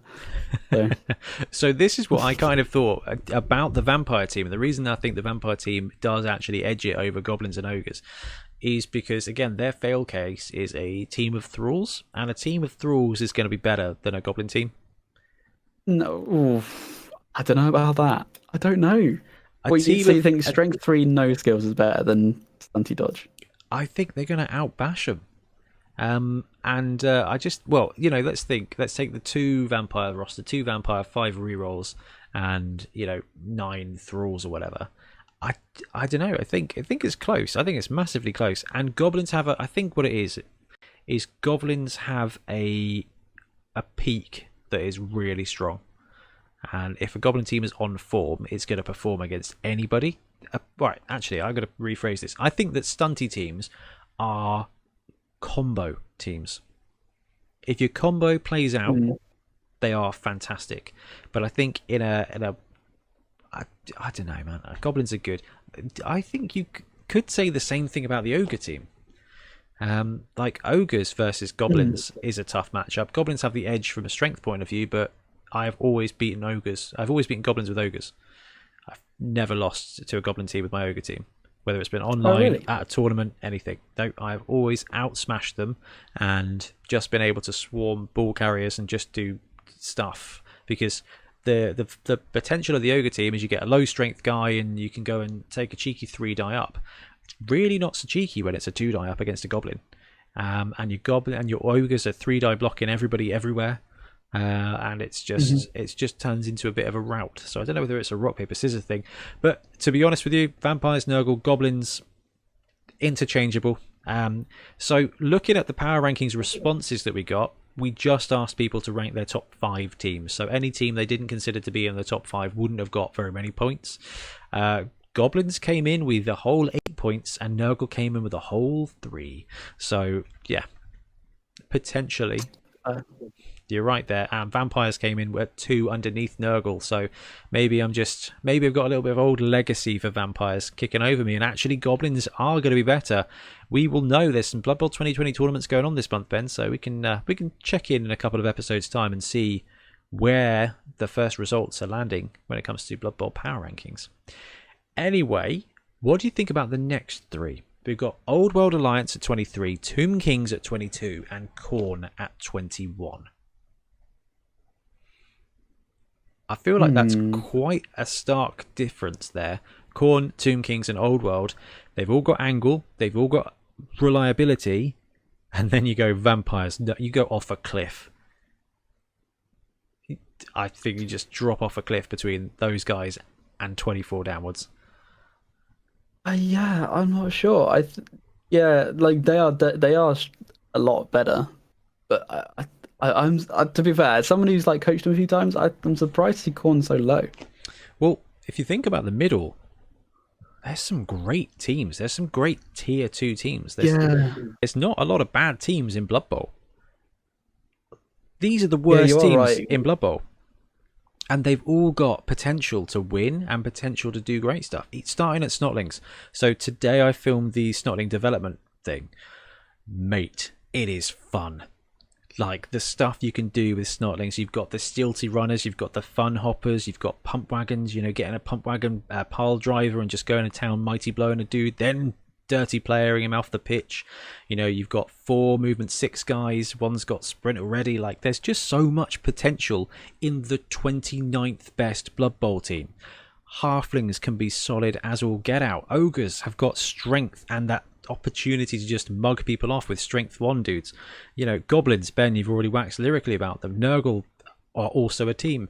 Vampires can be great. Like their fail cases are a bunch of human linemen with some psychopaths in. I still maintain that the rules currently as vampires befit more of a chaos demon cult than a vampire team. But anyway, that's that. So anyway, 23 Old World, 22 Tomb Kings, and 21 Khorne. You think Khorne are being done dirty? I do. I think they're genuinely a pretty good team. I think they... it's just difficult. It seems really far down, but you are right. It's like every other team there is kind of tier 2 is that weird ballad of everything's kind of the same. I think Old World are the worst of the tier 2. Right, I agree with Old World. Let's consider Vampire and Nurgle honorary tier 3. Okay, they just don't count. Tier 2 are teams that can be great when you coach them well. Tomb Kings, solid. Khorne, solid when you coach them well. Old World are challenging. And I don't think they've got the potential of the Renegades as a mixed tier 2 team. No, I totally agree. I think with Old World, as soon as you pick them, you're sort of putting yourself at a disadvantage. And there is a beautiful challenge to that, and there's a great painting challenge to that. And they've got better in Blood Bowl 2020 than they did in Blood Bowl 16, which is fantastic because no one played them in 2016. I think, except us for 1 game. So there's a benefit there. But the new OWA is pretty decent. It has an angle. Its angle is it's an odd job piece of stuff. And there's going to be some coaches out there that want to make it work and they're going to enjoy it. And actually, I don't think they're much different than the way Tomb Kings coaches want to make Tomb Kings work, except that Tomb Kings just work better. Yeah, I think you're right. I think I can't really argue with this. I think I just want Khorne to be better than it is. Right. Let's move up to the middle 10. And we've got 11 through 20 now. So starting at the bottom and working the way up. Chaos Renegades at 20. Imperial Nobility at 19. Black Orcs at 18. Slan/Kislev at 17. Underworld at 16. Ben, any thoughts on the bottom there? The bottom 5 there? I'm a little bit surprised. I think I expected Underworld to be higher. I tried to put Underworld higher, but I couldn't do it. So we'll carry on with the next 5. Necromantic, High Elves, Orcs, Chaos, regular. Norse. Are Underworld better than any of those teams, Ben? This is it. I love Underworld. They got so exciting. They got the Rat Ogre. They got some mutated Snotlings. They got a Gutter Runner. They got power boosted. But they're not as good as Necro. They're not as good as High Elves. They're way more fun than High Elves. But they're not as good as Orcs. As far as the power rankings gone, Chaos and Norse, I think they just have still like a quarter of a tier above them. Yeah, I think you're right. You can't. Yeah, I think it's really difficult to kind of analyze these teams in a vacuum. Like, you think they're gonna. You think, you always remember those games you like lost really hard to that team or something, or you had a really good game with them. You think, actually, they're pretty good. But then when you consider how many there's 29 here, you've got to go somewhere. Somewhere's got to be the bottom half. And I think you're right. I love Underworld. I think they've got really exciting in this edition. But I'm looking at this and I'm like, man, I put Underworld really high at first, and then I added the other teams. I was like, they're Norse are better than them. Like, okay, Chaos versus Underworld. Actually, Chaos has the reliability and the strength over Underworld. Like, Underworld are kind of like a semi-combo piece. I was like, Orcs are solid. Like, they've got consistency. And I kind of went through the list and was like, right, Chaos Renegades versus Nobility. I think Nobility win that, because they've just got the strength, they've got the fend, they've got some stuff, they can control the ball, they're really not that bad. Renegades, they've got they've got some stuff to work on. The linemen are slightly worse than the Imperial Nobility linemen, if you think about it in the whole picture. They're like where the team works and everything. And I was like, Black Orcs, I think they're definitely better than Nobility. I don't think there's much in it. I was like, Slan, I think are going to beat them more often than not, but it's close. I may be overrating the Slan here. thinking about this, I think I'd personally put Nobility. I'd swap them with Khorne. Really? You think Khorne's going to be better than Nobility? I know that's a really tough matchup. I think Khorne could beat Nobility, yeah. Well, I think Fend is just going to immediately shut down Khorne, which is a really bad example. And what you just said, Ben, is like, it's hard to analyze these teams in a vacuum. But like, you say Fend will shut down Khorne. I think Fend will save Khorne. I think from surfing themselves. Juggernaut beat Fend. I think it just cancels it out. Actually, it can. So it can. Yeah. So I think it just smashes it through. I think it's the same with like Stand Firm and Wrestle. I think Juggernaut just beats. No, I think it just cancels them. Oh man, and we said Fend was in a reasonable skill for a starter set. Yeah. But I think I don't know. I think it will save them. I think it will make the linemen just strength 3 blockers, which is kind of okay. Okay, so yeah, you've got Nobility at 21, Khorne 19. Khorne versus Black Orcs. Which is the better team, do you think? Black Orcs, I think. Cool. I think Black Orcs can really do it. I think the grab really messes up the frenzy. Grab Brawler does a great job of controlling that line, and Goblins, as you said, Ben, are not bad. And these Goblins are better than your regular Goblin because they got a thick skull. So you're gonna kind of lose them off the pitch a little bit less often. And I think that's actually massive. I love them. I absolutely love playing Black Orcs, man. It works. I have given Slan the edge because they've got the Crocs, they've got a bunch of Pogo, which is just comparatively better, and they've got a bunch of Movement 7 Ag 2+ pieces. I just think they've got that agility element. And once they disengage, I don't know. I think it's really close, and I'm not sure how powerful Slan are going to be in 2020, but they're going to play basically the same way as they did, just with their throwing being ever so slightly worse. Everybody's throwing got ever so slightly worse, so I kind of see them at that. I have put Underworld above them though. For me, I think the potential of Underworld, Underworld are going to brawl with decent teams, and I think the majority of this chunk is really interchangeable. I think maybe like from 14 to 22, it's all kind of a big amber pack of like middle, where I mean, okay, this I was about to give a bad example, but Renegades versus Underworld, Slan versus Nobility, Black Orcs versus Khorne. They're all good games. they'll all be a good scrap. There won't be any team that I really automatically say put my money on them. Yeah, that's a 2-1 one way or another. All of those teams. And that's really cool. I just love that the majority of Blood Bowl is actually so close that there's not like a definite outcome. High Elves and Necro at 14 and 15. This is really tough because I think Necro have the potential to be fantastic, but I really think at a million, 100, maybe even 1,200,000, they struggle a bit because their linemen are bad. There's no throwing angle at all. They've got some werewolves. They've got 2 blockers, and their blockers don't have hands.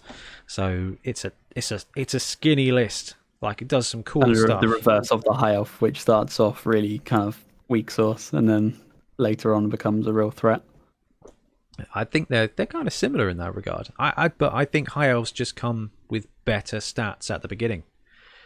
A high elf lineman is just. I found my experience with the high elves is you have all the really good stats, but it's really difficult to actually develop them because they're so expensive. Like, as soon as you lose them, it just shuts down your economy, and you just really struggle to replace them. I lost a blitzer really early, and that was like everything because you only have like 3 positionals at the start anyway. Yeah, and it just becomes really hard. Like, Edge 4 linemen are great, but they only do so much. So let's say this is all at about 1,100. Do you think that High Elves versus Necro, do you think either of them have a particular edge? I think it comes down to that middle gap, which kind of blends. I'd say Necro has the edge, honestly. It's a tough one. Then you kind of move up in my world to Norse, Chaos, and Orcs. They're all bashy teams. They're all reliable teams. They're all Edge 3+ teams for the most part. They've all got big guys. And I say they've got big guys because they've got blockers. They've got strength 4. They've got 2 Ulfs on the Norse team. You've got 4 blockers on the Chaos Chosen. You've got 4 blockers on the Orc team. They are kind of similar.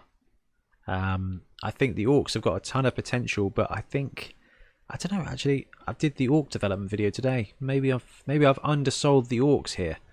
But I don't know. Chaos versus Orcs. I feel like Chaos is actually a little bit better. They've got less skills, but they've got more strength. Yeah, I'd agree. Also, I really like Chaos because I think I said this in the last one, the last podcast. Chaos Warriors with a random stat up is really nice. Yeah. So if you can get that, you're never going to be sad. The worst case scenario, you have. What was it you said? A double edge boosted. A double edge boosted Saurus. Yeah. Yeah, worst case scenario. That did sell me as well, actually, to be fair. But I do think that Norse kind of not totally dominates, but I think a Norse team will win against a Chaos team, and I do think they've got a slight edge on Orcs as well. I think they've just got a lower boiling point because everyone always starts with block. So 1,100, you get some fancy package. Yeah, exactly. Start with everything you want to get on those 2 teams. Essentially, yeah. With Chaos, you need some skills. Orcs, you kind of need some skills. Norse don't need skills. They just need more TV to add more good players.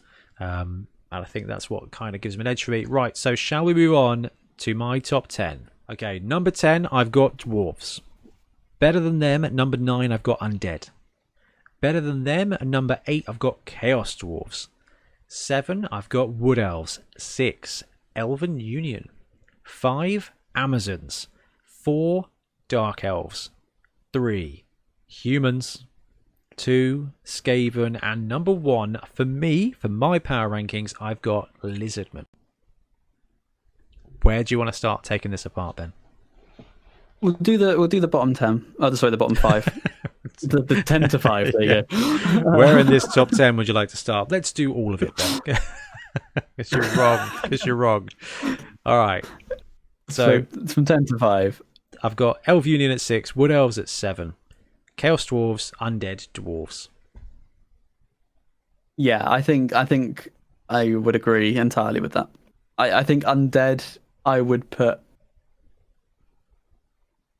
I think I put them higher than 9. Did you say you had them? Yeah, number 9. I've got Chaos Dwarves ahead of them. I'd put them above Chaos Dwarves in my opinion. You reckon? I Now, don't know. you've played against them more. I haven't. I've only really played. I've played against both teams a few times, I guess. Did you get to play Chaos Dwarves with your High Elves at Fubble Wobble?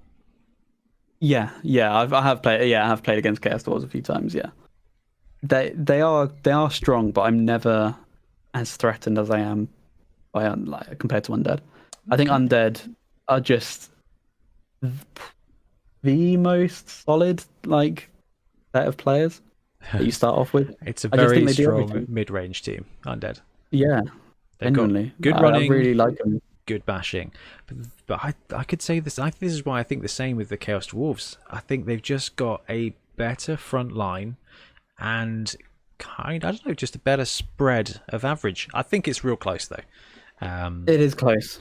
It is close. I'm gonna have a quick look at the stats. Well, I'm wrong, so that's fun. I have rated my top 10 against the listeners' top 10, so we'll go through that in a second because I've got their rankings against mine and how off I was. Elven Union being better than Wood Elves on my list, though, Ben. What do you think to that? Yeah, no, I think they are. I think they are. Wood Elves did take a hit in this new edition. I think the Elven Union. War Dancers are still amazing. They are, but that's because they're movement 8 blodgers.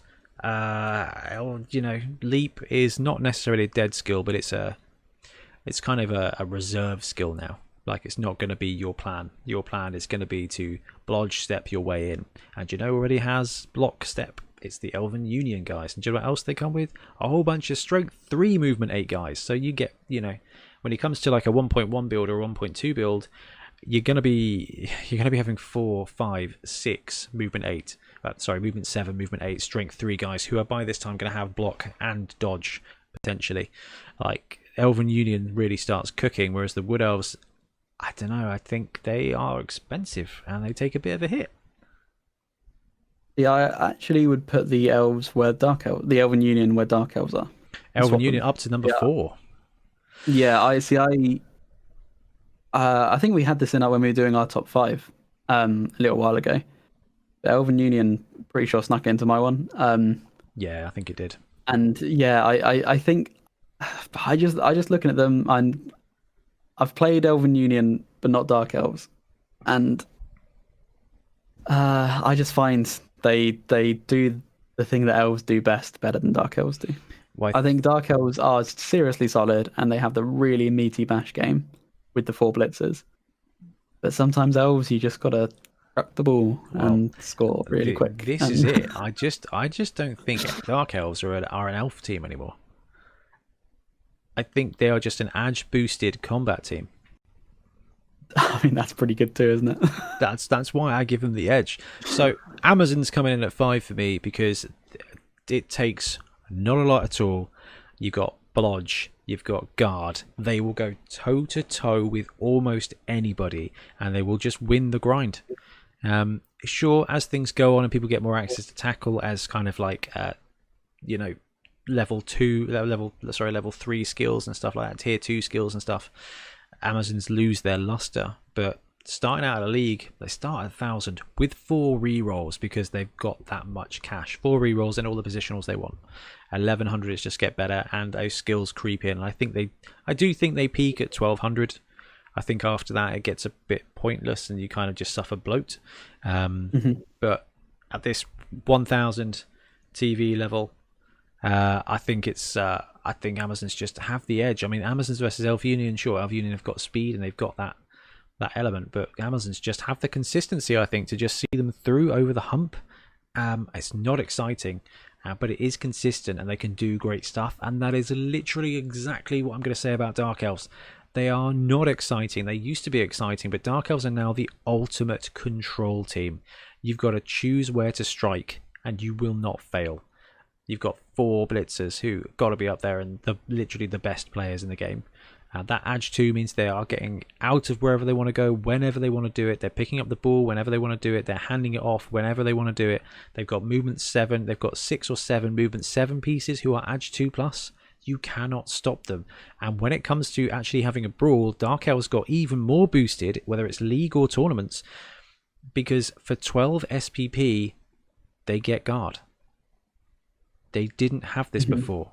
It was you got to roll a double to get a guard. You don't need that now with the Dark Elf. You just spend 6 SPP, get dodge, and then you save up 14 SPP. So by the time they've scored 6 touchdowns, they are blodging guard players. And this is an element here of Dark Elves. They're blodging guard players with a 2+ agility and 7 movement and armor 8+. They become essentially Amazons. 9+. Yeah, sorry, 9+. Amazons with better armor and better agility. And I think that's why Dark Elves has always been so popular, because it is kind of a positioning team, but they're just all so horribly strong. It's definitely a very forgiving team. It is. I mean, we've seen some great stuff in fumble tournaments from Dark Elf teams where they just create running lanes out of literally nowhere because they can redeploy their team. And the slowest person on the team is movement 6, which is literally the fastest player on an Orc team. And it's like they can just redeploy. And they are expensive though. They are losing any is crushing. Losing linemen isn't the worst thing in the world with Dark Elves. It's still 70k. Yeah, but what you just get a journeyman. Like a journeyman lineman for Dark Elves is fine. When you lose your positionals, your blitzer or like your... but it's even not that bad, because if you lose a blitzer, you've still got 3. That's why Dark Elves get away with it.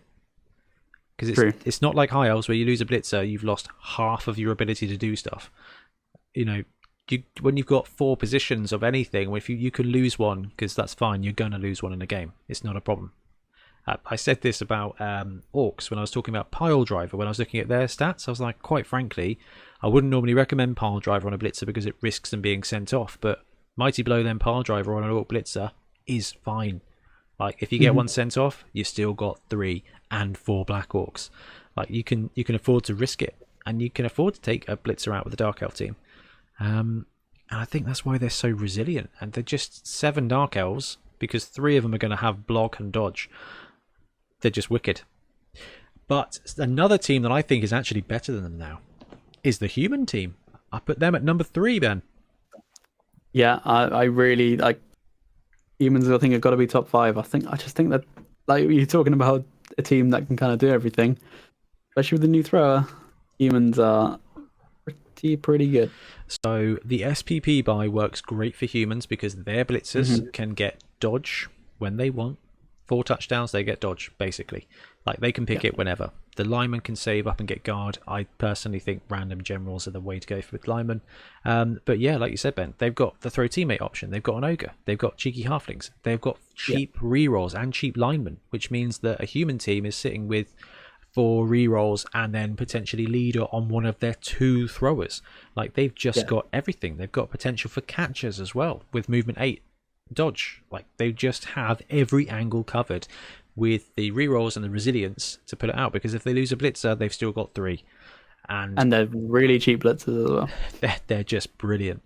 So humans number 3, but these 2 teams that I put number 1 and 2, I think are currently sitting in a league of their own, and I've got Skaven and Lizardmen at 2 and 1, and Lizardmen are a really tough matchup for Skaven, and that's why I've given them the edge over Skaven. Skaven got wicked. They got 4 gutter runners. The gutter runners got worse. Their thrower got better. They now are a quick pass, massive rush game. Skaven are awesome. They are super powered, but Lizardmen, they've got more bash, and quite frankly, they've got more dash. They've got their linemen are movement 8, agility 3+ dodgers. They're stunty, which is bad for being punched, but good for dodging around, and you get 6 blockers and a Croxicle. Lizardmen are awesome, and now they've got the Chameleon Skink, which is actually a reasonable little quarterback, with on the ball already and a passing rating of 3+. That's just huge buff for the Chameleon. Yeah. Like that it used to be kind of like, you just take it. Sometimes it's just variety, isn't it? But now it's like, no, you want them in the team. So, yeah. You want a Chameleon Skink really because it's going to facilitate your first turn. And all it did was just superpower Lizardmen on their opening turn, because their Chameleon Skink starts with 10 movement and a cheeky 3+ quick pass. Yeah. All right. Good luck stopping that one. GLHF. I think it's great. But Lizardmen are beatable. You can definitely beat them. But they will be a serious challenge. And it's a really lovely team. Apart from the fact there is no Croxigor miniature out there at the moment. But there's a ton you can get. I like the Fanath one. The Grebo one is good too. So, that's my top 10. Lizardmen, Skaven, Humans, Ben, top 3. What do you reckon? I agree. I wouldn't change these. I think this top 3 is, like you say, Skaven, Lizardmen. I think easy top 2. Okay. I think Humans could be argued, but I really like them. I put that. Are you ready for me to unveil the listeners' rankings for the top 10? Yes, let's go. Okay, what I'll do is, because I've set up poorly today, I've sent you via WhatsApp a picture of this one, so you can experience the despair along with me. Here we go. So our listeners' top 10 is Skaven at 1, Lizardmen at 2, Wood Elves 3, Undead 4, Dark Elves 5, Dwarves 6, Humans 7, Elven Union at 8, Amazons 9, and Chaos Dwarves at 10. So the great news is it's exactly the same top 10. The top 10 teams are the same teams here. I just got a couple of them slightly wrong compared to 100 plus other Blood Bowl players. So Skaven +1 to number 1, Lizardmen -1 to second place, Wood Elves up 4 to number 3, Undead up 5 to number 4, Dark Elves drop from 4 to 5, Dwarves up 4 to 6, Humans drop 4 to 7, Elven Union drop 2 to 8, Amazons drop 4 to 9, and Chaos Dwarves drop 2 to number 10. So the listeners agree with you on the Undead versus Chaos Dwarves, Ben, by a massive margin. I think people like Undead. They're a really popular team. They were always kind of in the last edition. I'd say it was them and Wood Elves, right, vying for top 1 and 2. Wood Elves. Would you say? Wood Elves, Undead, Skaven, Lizards, and Dark Elves were the quintessential top 5. I think. Yeah. In 2016. I think maybe some of it carries over from there. I will admit, I think the new edition kind of favors a few other teams a little bit more now because the whole throwing thing is a big thing. It is a big thing. The way you can build a team now is very different. Undead kind of always really kind of easy to level up in terms of like what you took on them. Yeah. Pretty kind of cookie now cutter. Kind of yeah, exactly. Now that's changed a bit. I think it's less straightforward, and I think that's why I would agree with you where they come down a bit. But yeah, but I think people disagree, and we're just two guys, and I would admit people know more than me on this. So. I'm with you there. One thing I will say is the reason I like Dark Elves quite high as well is now with the new jumping over prone players rule, agility 2+ is really good. Because a cheeky 2+ jump over a prone player means that opens up lanes that other teams are going to struggle with. So an undead team where your linos are Edge 4+ and your best players are Edge 3+, going to be way less. You're going to be able to capitalize on those opportunities way less than you will with Dark Elves. However, I'm not sad about any of this at all. I think Humans versus Dwarves is always going to be a tight brawl. I think Dwarves just do a really good job, and while Humans have got all the skill players there, they don't have as much like breakthrough potential. Their blitzers are great, but they're only strength 3. Dwarves are technically strength 3, but they've all got guard forever. So it's going to be a really tough wall there. Skaven number 1, there's a load of good feedback about Skaven, like just about why. So thank you guys, all of you, for dropping in the comments and everything, like what you think. There was a couple of people who were real close to getting this list bang on. I think Mark Pilgrim was one of them, actually. It's nice to see Mark Pilgrim kicking around. Old Fangs, he was Skaven, Lizardmen, Wood Elves. Skaven, Lizardmen, Wood Elves. Then he went with Elven Union and Humans. So I think Mark Pilgrim's kind of halfway between everybody else and us. But yeah, Skaven, top 1. Skaven seem to have squirmed their way in around the system-wide changes to be in a great position. They seem just more or less consistently good, provided they don't get punched in the half too quickly. Gutter runners are dirty as ever and way too cheap for what they offer. Outstanding team, probably still top 5 regardless of where in the top 5 they end up placing. So that was Mr. Tinyface. So thank you for that about Skaven. It's cool. It's cool. I'm really excited to see these teams. I'm really excited to see how they play out. There's going to be, I think, 3, 4, 5 NAF tournaments with Blood Bowl 2020 rules in January. So what I'm going to do, Ben, is going to take the finishing positions and kind of adjust the power rankings in line with that. So hopefully over time we'll be able to filter down and just kind of keep a current meta of just where the teams are landing, specifically in kind of like a competitive environment, because I'm just absolutely over the moon with how close so many of these teams were. Yeah, I really like it. It could have been all over the place, but it's really cool that kind of we're establishing this. I think it was really good. You said it was like 100 people. Yeah. It's really awesome to have that. That's a decent sample. So, yeah, it's really, really great. It's good data to have. I think it's really interesting. So basically what I said to everyone was, please choose who's your top 1 team, who's your top 2 team, who's your top 3 team, who's your top 4 team, who's your top 5. People who swung in, basically teams that got elected. 1 got 5 points, 2, 4, etc. and total of the points. So Skaven came in at 213, Lizards 198, Wood Elves 122, Undead 109, Dark Elves 105, Dwarves 103, Humans 82, Elven Union 78, Amazon 61, and Chaos Dwarves 53. Khorne got no votes at all, so nobody thinks Khorne is a top 5 team, but questionably several people do think Ogres are a top 5 team. So I think I like those players because I'm with them, because I think Ogre teams are great fun. I mean, I guess the tier differential happens, I think, Ben, on this top 10.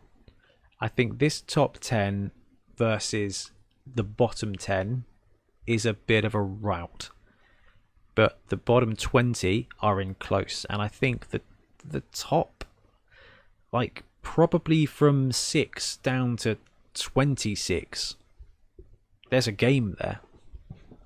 Yeah, I know, I agree. To be fair, even the top, you could include the top 5. I mean, the bottom 3 are definitely ones which you go in and think, it's probably not going to be a win. But you still get the games when, let's take what was one that was fairly low, like Renegades will beat Lizard Men. Like, that's going to happen. Yeah.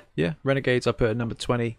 But yeah, I can't see Old World Alliance or Tomb Kings winning very regularly against Skaven and Lizardmen and stuff, but they will. Yeah, it will happen. It's the game when we said you'd think it's probably going to be a 2-1 Skaven. Yeah, that's gonna be a 3-1. Yeah, that's true. 2-1 Lizardmen. Yeah. Vamps, Nurgle, Goblins, Ogres, Halflings, Snotlings. Those teams are gonna struggle to win, but they've all got kind of a clear benefit to them. Like, there is a reason you play Snotlings, there is a reason you play Halflings and Ogres and Goblins and Vampires, and even if it's just to do well with them or just to do something special with them. So my dream of making a stunty quarterback is like my whole goal for running a Black Orc team. It's just to smush some dudes up and have a cool Goblin quarterback. I don't need to win all the games. I can just spend my time trying to level up this guy by making quick passes in the backfield until I can get him enough points to take accurate. Mid-game training session. Yeah. I'm not being funny, but standing behind a troll and 6 Black Orcs, he's gonna have time.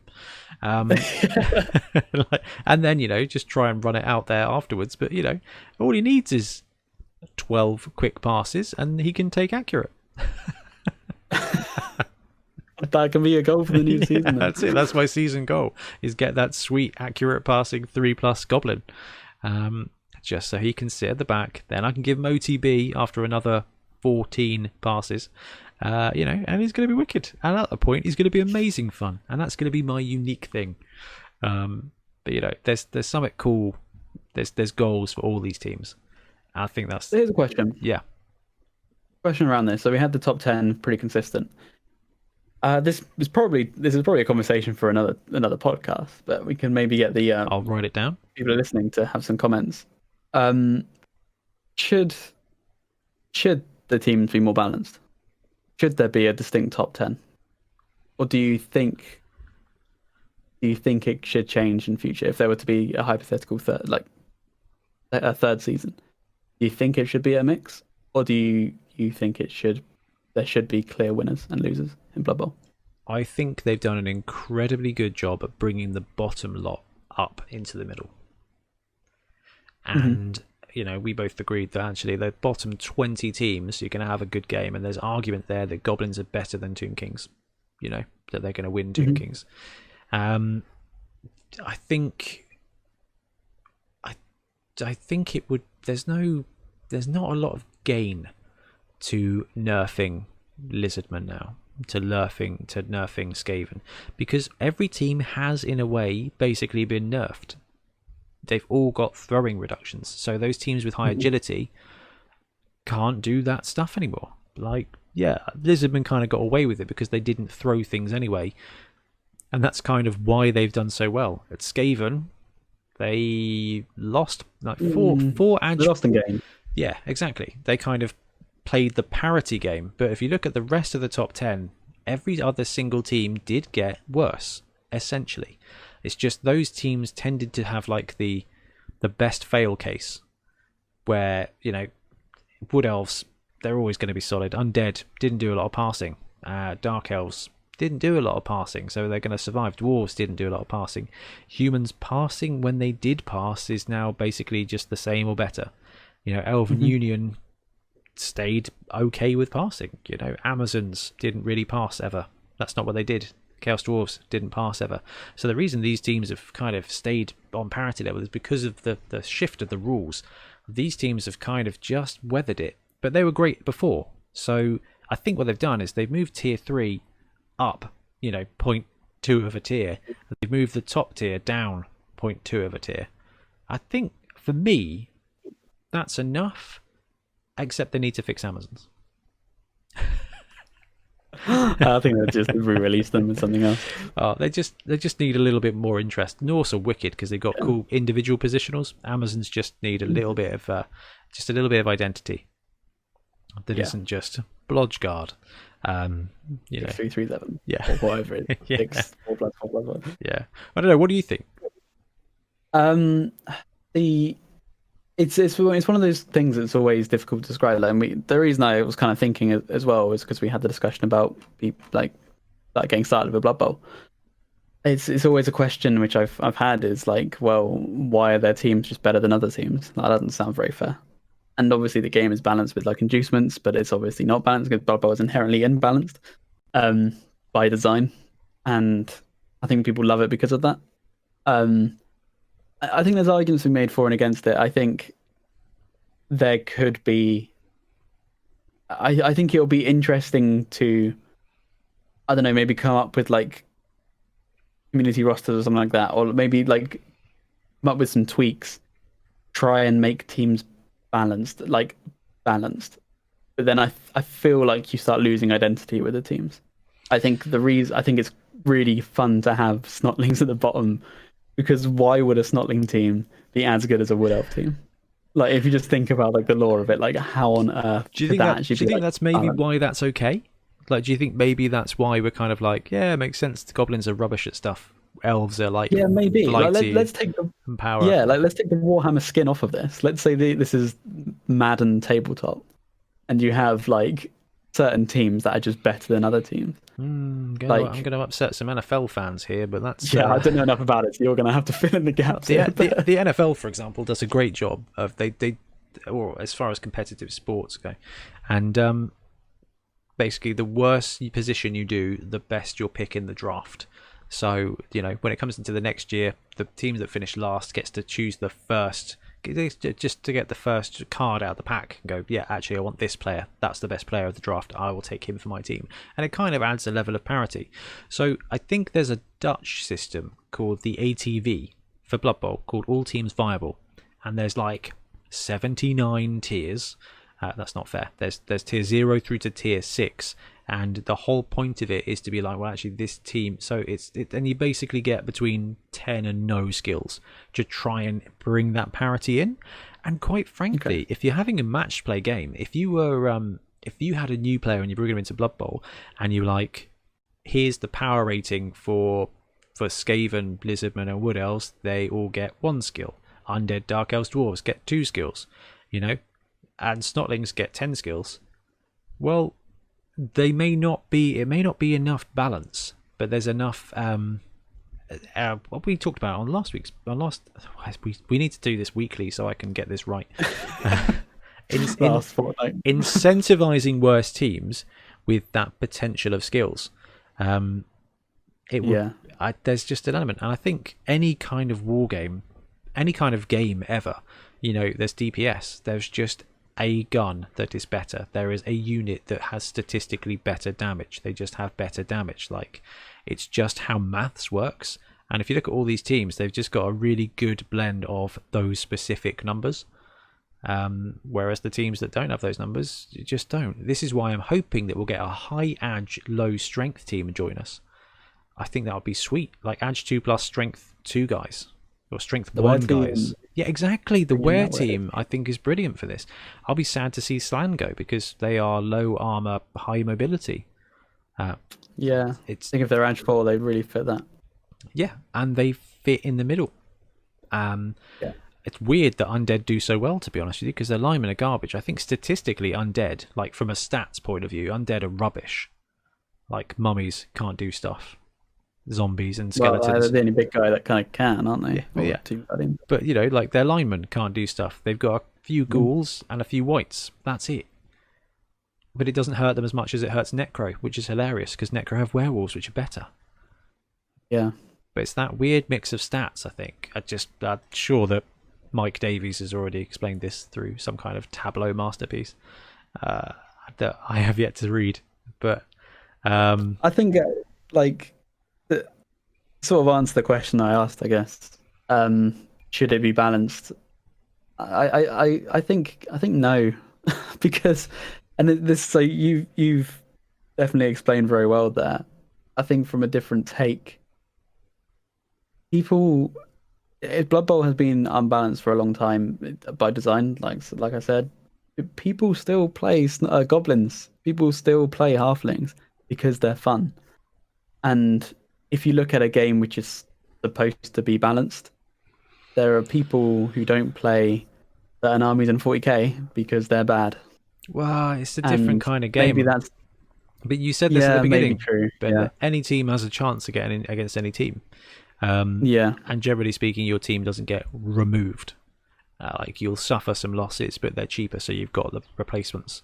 And that's the vulnerability, is that because of the way the game plays out, most things, like from an attrition point of view, are temporary because you reset after the touchdown. So goblins, you might lose maybe 3 goblins on a drive. One of them's going to come back and you've got 2 spare anyway. So you start the next drive, it's fine. Like, you still get to play the game. I think that's why it's so important. Imagine playing Blood Bowl, but there was only 1 touchdown and the pitch was twice as long. That is Age of Sigmar. Yeah. Right? You've already lost the game halfway through and there's nothing anybody can do about it. And you just have to play it out. Like, that's why people hate stalling in Blood Bowl. It's because they're like, I don't want to spend another 7 minutes of my life waiting for you to score. It's really fine. Here, go paint 75 Space Marines and then lose a game. You're an orc player. So, yeah. It's even worse. So, no, I don't think it should be balanced. I think it's not bad. And I just don't know how you could do it without having some kind of team value incentive for the lower teams. I think that's probably the best way to do it. And that might be just it. Be like in a league, tier 3 stuff, they start with 1100 or they get an extra 100 inducement every game. That's the only way I can see to kind of make it a little bit better, because Skaven are generally speaking going to trounce any of those teams on the bottom of our league. Any team on the bottom of power rankings is going to get trounced by our top 5. I just don't think it's going to be close. And that's okay. Snotlings, Halflings, Ogres, Goblins, Nurgle, Vampires, OWA, Tomb Kings, and Khorne. So actually, Khorne, Tomb Kings, and Old World Alliance are going to make a game of it, but those teams are all very vulnerable to falling apart.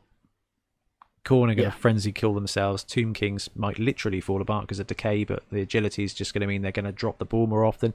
And OWA, it's going to suffer the same if they're going to run out of rerolls, so they're going to lose the ability to do stuff. I just think then the rest of the teams literally fall apart. So I don't know. I'm really happy with where the balance is at the moment.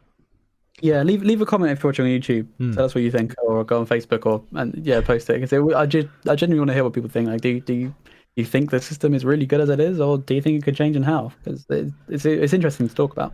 Interesting to think. We've got a couple of topics that we do desperately need to start talking about on the podcast. One of them is Blood Bowl 7s in 2020, but actually, balance in Blood Bowl is a great topic, especially as we've now ranked all the teams. We've got like a kind of a good starting point to be like, actually, what fun things can you do? I think the format changes because, like actually the kind of game you're playing.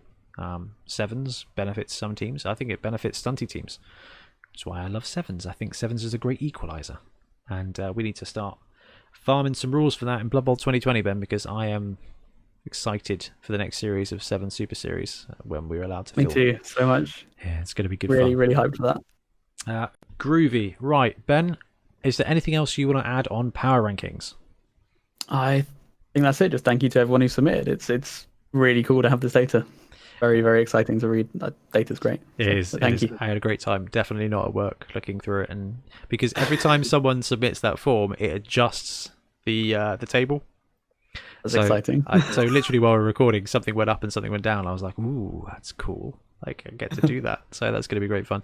Anyway, guys, we are going to wrap up the show here. Thank you for joining us for probably another 2 hours of Blood Bowl nonsense. It's great to have you here. If you're new, thank you for joining us. Like, we are here every other week, and we basically have Blood Bowl content on our YouTube channel every single day. So please get in contact. And like I said at the beginning of the episode, today, Saturday or Sunday, you're going to see a painting competition, potentially a fumble tournament, and a couple of other things we've got going on, because we are going to have a good time in 2021, whether we have to just force it or not. Like, we're going to go for it. Something for everyone there as well. That's the plan. That's the plan. And because we're kind of greedy, we love it all anyway. So, Yeah. I think that works great. Right, Ben, thanks so much for hanging out, man. It's cool to chat. Oh, thank you very much. Always a pleasure. Cool. Right, we'll see you next time, guys. Thanks for joining. Take care. Bye-bye.